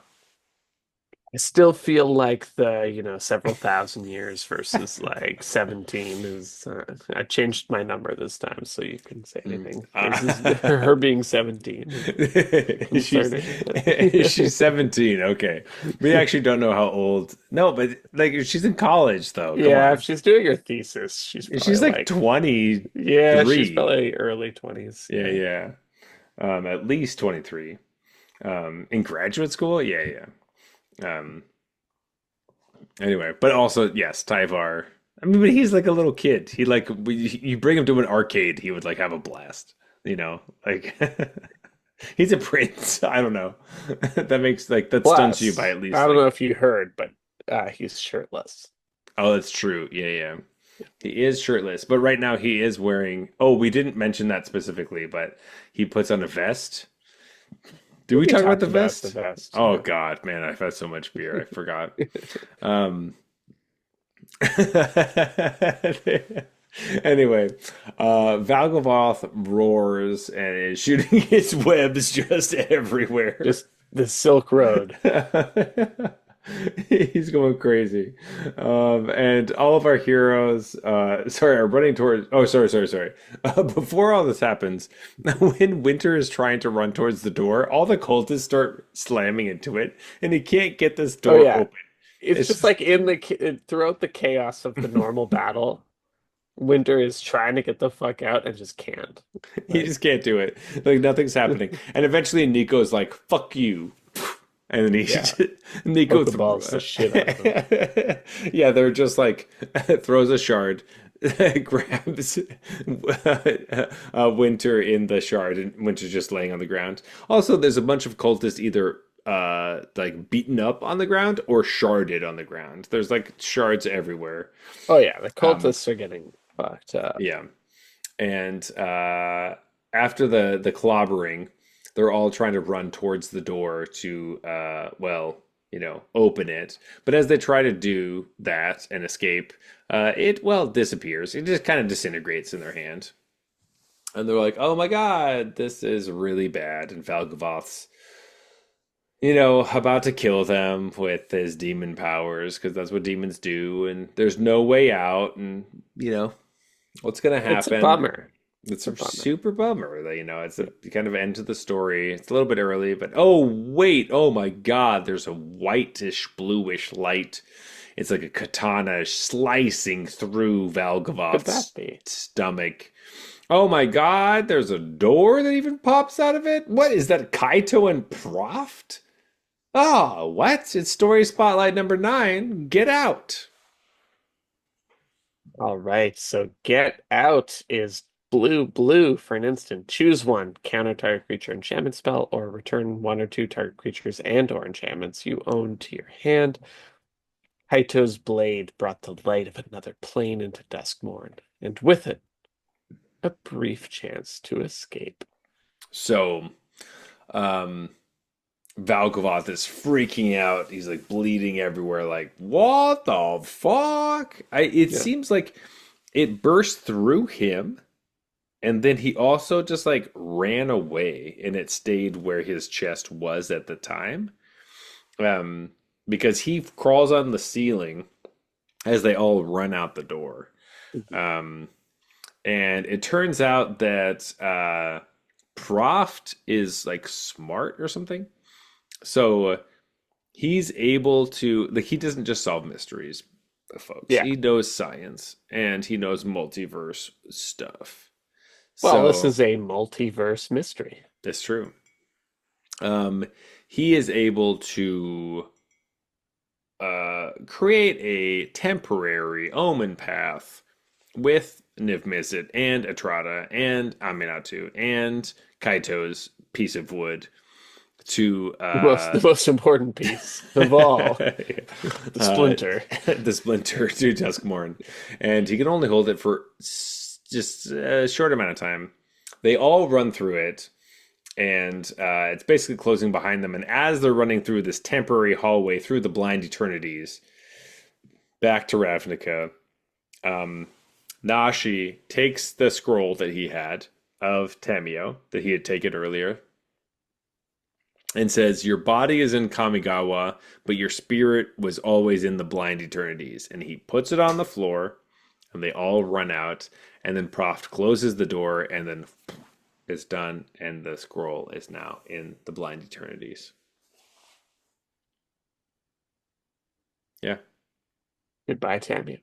Goodbye, Tamio. Strange we had to say goodbye to Tamio twice, I will say, because I do feel like we had a pretty good goodbye in March of the Machine, but Yeah. okay. I was gonna say, do you mean it's strange it's only twice? Because normally it's like 10 times that you have to That's say true. goodbye to a character in the Oh my Magic God. universe. It's true. Like, just fucking let it go. Can we have some, Yeah, like, real stakes for once? Like, they're gone. God damn it. we'll get to it in the conclusion, but anyway, let's try to race towards that because the Yeah. story is basically over now. Let's Um, get out yeah, of here. let's definitely get out of here. Everyone's safe. That's sweet. Ravnica is fine. Everyone goes back to doing the things that they were doing.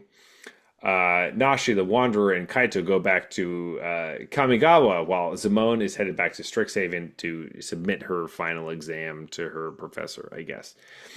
And Here's my thesis. yeah, What the fuck what is the this? fuck happened? And also, Zamone happens to mention to Tyvar and Nico that Mage Tower is a thing, which is Quidditch for Strixhaven. And they're both like, "Oh, that sounds really good. I want to go do that. Let's go check out that thing." And so they also go to Strixhaven to figure out what Mage Tower is. Oh dang, Tyvar's following Simone to Strixhaven. It's true. Honestly, Tyvar, like, if we can get a secret layer of Tyvar at Strixhaven doing a keg stand, that would be a card I Oh, would play. yeah. Like, The 3 mana Tyvar and the yes. art is him doing a keg stand. Mhm. Or I would be all over that. doing a stand keg where he holds the keg above him. And That, s- or him holding Simone for a keg stand. that is also hilarious. So I just want to say, Wizards officially, these are the secret layers I'm looking Yeah. for. On top of the Mortal Kombat one that we feel Yeah. like we've asked So for we a long want time. universes beyond Mortal Kombat, the only Yeah. universes beyond we want, Yeah. and we want a secret layer with like Strixhaven College frat party. Like Yeah. And I'm Tyvar looking, obviously has to be we there. want Tyvar and Zamone. We want both of the fucking twins, whatever their names are. I can't remember. Will and Rowan. It's like the keg stand secret layer essentially, or Yeah. like beer party, like Can't believe they beer. haven't made that yet. Why don't we have a flip card with like Kellen and Will playing beer pong against each other? You Oh, like flip it back and love forth, it. and they're throwing the beer pongs back and forth. That would be amazing. Like that's what I want. Yeah. Like this The is what future. the people want. Like why are we getting SpongeBob when we could have like really cool beer pong versions of cards? That's what I want. Anyway, um, everybody's having a happy, good, lucky time. We go back to Duskmourn, where the mass of Valgavoth is bleeding and bloody, and trying not to die from this slash he got from a random door made behind him. Okay, That crazy. sucks when that happens. Like randomly, a katana slashes through me every day. It I sucks. know. Just like, man, I'm just trying to go through my day. Door Yeah, opens behind me, katana through my gut. Like, shit. every single time. Now I gotta go heal. Yeah. Valgavoth is like, let's fucking heal. Let's take some time. Let's recuperate. We've done this before. We could do it again. We just need to find some food. Too bad my all my prizes went away. Like, man, I had so many good sacrifices. They were so exciting. That was fun. Oh wait, I forgot. I actually had one prize left over. He reaches his tendrils up, goes to the attic, grabs this orange furry thing, pulls it down, and then the furry thing's trying to bite him. He's like, shut the Fuck fuck off, up. furry And thing. he just like shook it so much that it just stopped moving. He's like, sick. Yeah, I have this thing now. And he's also like, oh, I really need some food to like heal my chest or whatever. So he just like grabs Winter. Winter's no longer part of a shard now. All the shards have disappeared since Nico's gone. Grabs Winter and just sucks him into his body. He's like, I said you would be free or whatever. Something like that. What Yeah, does he this is a say? type of freedom or Yeah. something. It And he is a literally jams him into his gaping wound. and so Winter is now part of I can't Valgavoth. imagine anything that is further from freedom than Yeah, that. it's But very true. As well as the orange furry creature he took is obviously loot, yeah, which is what Jace was trying to keep away from him. He doesn't eat him, but he is going to use him for something in the future. I'm assuming it's in Tarkir. Um, we finish our story with Proft back in Ravnica looking at a statue that has been broken to pieces. And he's trying to put it back together to solve a mystery because that's his favorite thing to do. And a white blue light busts through his back. And there's a door that has white moths on it that opens up and bursts light through or air through it. Sorry, very important. It's air. of course. Um, as he It's a feels shame it, Kaito wasn't there. I know it's crazy. He would have known immediately. Yeah, And the air whooshes through his entire study, and as he turns around, he looks to see there's nothing there. nothing It's at all. nothing happened. And that is the end of our story. It seems that Duskmourn is still strong, and that doors could be opened anywhere. It's not going to be the last that we see of Valgavoth, and we will just be waiting with bated breath until he comes back. Yes. Final thoughts before we go to closing time. What are we thinking about this story? It was pretty good. It was well done for what Hmm. it was supposed to be. I think obviously it had some specific gripes, but we always do because, they're trying to condense a lot of content into short amount of words, and Hmm. that sort of inevitably leads to either mistakes or just concessions of like, I'm not going to get to this part. There's a lot of funny things in this one, I think, in terms of some of those decisions. Um, but in terms of like delivering on a sh series of short stories that were a horror in the magic setting, I thought like I don't know how you ask for much more than this, to be Yeah. honest. I think I like this one a lot. I think I like most of everything that Mira Grant, Shannon, McGuire, Yeah, whatever they're name we're they're gonna go good with. for I sure. really like all of the pieces they've done. Um, my biggest gripes with like the MKM story were things that were out of their control, so that's not Right. really their fault. Um, so I really like this. I think that the piece where we went like actually quoted literature and fiction from like actual horror authors was phenomenal and Yeah. very well executed. It like as just like it just I didn't need someone to draw the lines for me. It just felt like the book, and I was just very happy with that. But of course, there is little bits and gripey bits, and it's always fun to poke little holes in everything. Like it's just enjoyable to do that. So we like to do that, and that's what everyone likes to do. But overall, um, this one was they did a good job. I think that the just the task at hand is just nice when it's like, hey, we're leading up to this one moment. They need to split up. They need to get back together. That Yeah. is nice. As opposed to some of the grand stories we get sometimes that are just so large and like way too many things are happening. Yeah, This one felt better contained, which leads for better storytelling. Like the details are much more important, and for sure. giving us as many as we possibly can are great. Yeah. I think my main gripe was that like the Zamon Tyvar pair had the discovery Hmm. and the journal and that really awesome like that whole scene, and that just doesn't matter Hmm. because like everyone else knows through Winter they like find out in their own way who Valgavoth is because Winter's like, Oh, oh, sure. that's the cult of Valgavoth. They believe there's this demon who runs the house. Like immediately after too. And then Simone and Tyvar just run in and start fighting. And like the fact that maybe Oh, you they can fill in on your own that because they knew it would something about Valgavoth, they found their way there. But like it just doesn't actually, it's just for us.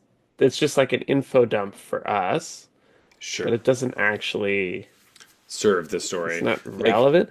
And I wish they had just done that in a slightly different way where like they come back with that information. Maybe they figure out that Winter's trying to like, like I wish that had mattered a little more because that was the yeah, coolest part to me. that's true. I guess I didn't really even think about that at all. I just like kind of just like assumed those things. But I agree You with assume you that's gonna matter because like you're learning it like right and totally then that like we're learning at the same time. That like they come back. It would be interesting if they busted through and while Winter was trying to feign loyalty to someone, they got to uh, right, like pull they the came with some rug. sort of key information or Hmm. what, like the fact that you know, or whatever, like however that Marina information plot, I wish had been more Hmm. important. Yeah, Um, that's true because you are right that everybody else did just kind of find out and know, yeah, and it doesn't really matter. So yeah, that's true. Um, so probably not an all timer, but I was happy enough with it. Um, I also with wish Valgaboth had been like more powerful in the sense that like it was just kind of the Wandering Emperor dueling with mhm. Valgavoth. And while she wasn't winning, she wasn't necessarily losing either. And I was like, this is like the big bad guy. Like it should take more than just one of the combatants to People. fight him. Well, that's so funny because I actually felt the opposite, where I was like, I'm so happy that like the big bad character is kind of trapped to the house and like can't do other stuff and like But why didn't they we just kill him though? Like, why did they stab him and then be like, now, quick, get away when he wasn't that powerful? Like, just fucking get rid of this fucking dude kill this then. guy. Um, There's six of you. Like one of you could fight him one on one. You surprised him. Now he's fucking cooked. All of the cultists are dead. Why are we sprinting? I know the door is like, I open guess the only idea open is for the a door, period of the door time. can only be open so long. But like a couple more slashes, Kaito. Like, make sure this thing's dead. Like, Yeah. what's wrong with you?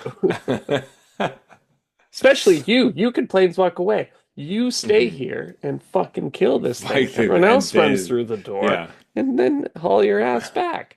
Like, why are you going Yeah. to be like, that's probably good enough. Let's all go. I guess Obviously, it's not good enough, Kaito. it's I think it is a fine line to walk between um like it's the classic power battle of like who's stronger than who, like the Hulk versus like whoever, Iron Man or something. Um, but like it is the how many times do we want to watch a story of like, oh, now we have another demon where we have to fight this guy and beat him and kill him and trying to stay away from uh trying to tell a story where we don't have to either defeat or not the big bad thing.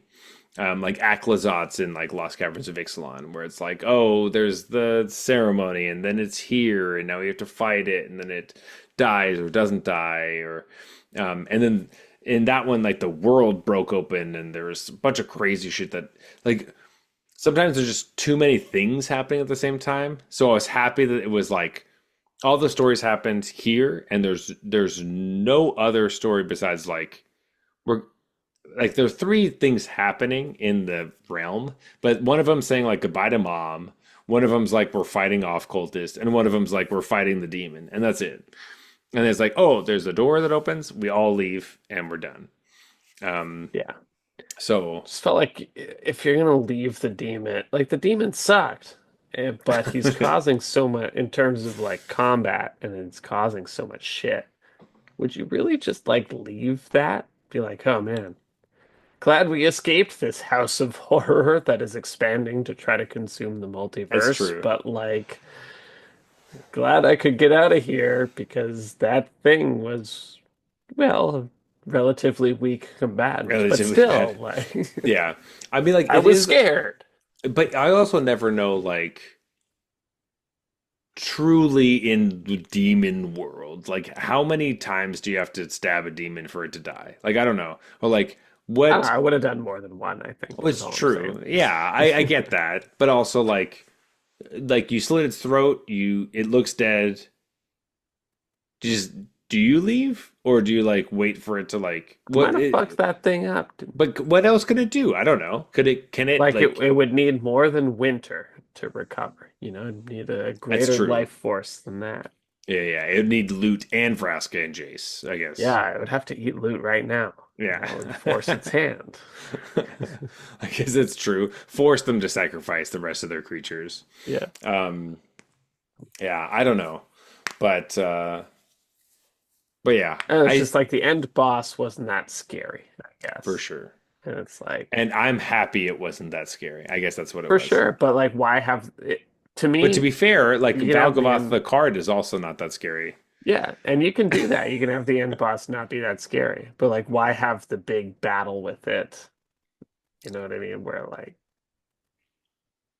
he was part of the house anyways. Like the scary part of him was everything else, Hmm. not actually being in combat with him. That's true. Yeah, because he kind of sucks in combat, If right? you're gonna do that, like as the story, I feel like he should be more menacing than he was. I don't even think you needed a big combat where he actually materializes and you I think he fight is. him. Yeah, I guess that I understand that people would probably expect that. Be like, where's the fucking Valgavoth, the guy that's the cool big Yeah, I mythic guess what I'm demon saying is dude? like you either do the thing where he's not a big bad combatant and his terror is through everything else, or you materialize him and have him fight and he doesn't suck. And he just so you're just mad that he sucks. Like He sucked a little too maybe much in he it. sucks. Maybe he sucks. Yeah. Like So maybe why don't they, there but why some are they like, demons they're some demons running suck. away from something that Who else did he sucks. kill? He killed some bullies at a high school, and then he like built a house. Like, Yeah, or that's what I'm saying. He sucks. maybe he sucks. That's okay. He could suck. He could be a sucky demon. That's fine. That's the Yeah. story. The story is a sucky demon. That's it. Like, that's what we found out. We We should found have out killed him. he sucked. Okay, yes, that we should have killed the sucky demon. Yes, I get that part. Like the running away to me was like, oh, I we can't for possibly sure, for fight sure, for this. sure. You know? So I mean, like they also didn't know how to escape. I don't know. I Just don't. Kaito. Kaito could have one-on-one Okay, that thing, sure, you know? that's true. But I okay, Kaito. I Now I get think that. Kaito sucks. Yeah, there you go. Kaito sucks. Or Jace should have done it, or anybody. He could just change his mind. Where the fuck is Jace? What's going on? Loot got captured? How? What did you Yeah, I don't do? know what happened to him, but We don't know. I Anyway, think that the loot that, well, this is total conjecture, but the we, loot that Valgavoth has is not the real loot. I think Jace has done a done mind some thing. sort of, yeah, illusion magic to make That's him a think he still has loot, but he doesn't. that's a well, he's a sucky demon, so yeah, that would make Yeah, because sense. he blows. That's what led to this theory. Is like, well, you're the worst. So what do you know? It's true. That makes sense. I will say that that math checks out. Anyway, all right. Whether or not Valgavoth sucks or is cool or whatever, I enjoy the story, and it's time to close this out. It was Let's pretty go good. It wasn't let's one of the best ones. I'd say it's like upper, like 75%, for sure. you know? Yeah, for sure. Absolutely. I would say 75% absolutely. It's not Innistrad, that's for sure, Yeah. which is like our bottom of the barrel. But it's Like, also not as good as I think some of the ones this author did previously. yeah, I think I liked probably one a bit more than this one, or MKM was a lot to deal with. One was So great. I think one was, but this had a similar vibe of like going deeper into the Yeah. levels of the thing. Um, It was cool. The writing was pretty good. Like yeah, they did a good job with what absolutely they were given. agree. And it didn't seem like hot and cold, Yeah. where uh, others have felt like, wow, that chunk was so good, but the rest of it was absolute trash. Right. Um, which has happened before. Anyway, we are not writers, but we are critics. Yeah. Anyway, let's go to closing time. Let's wrap it up. It's Yeah. been a long one. If you want to talk to us, you can find us at Arena Regulars on Twitter and Instagram and Blue Sky. But yeah, if you wanna just say, hey, I think Valgaboth is actually really strong. I What think the about that? card is excellent. And yeah. You may also find us on Arena under the username Arena Regulars Podcast. If you want to talk to me personally, you can find me at Zulberg, that's ZULBERG on Twitter and Instagram. On Blue Sky, I'm regular underscore Zach, just like my Twitch. But Jeff, where can they find you?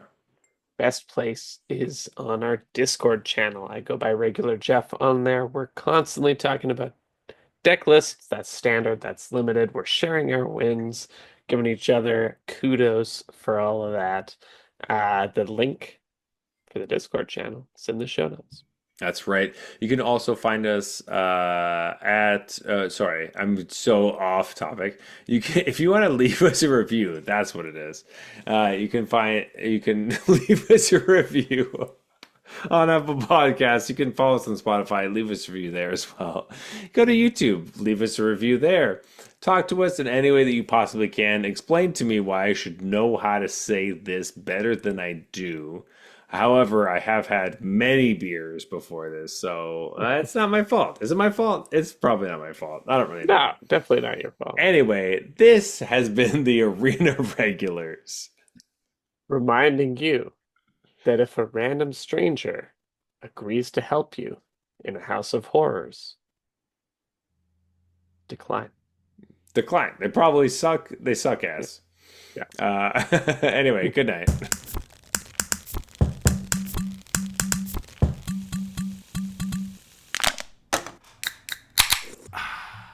All right, that's fine.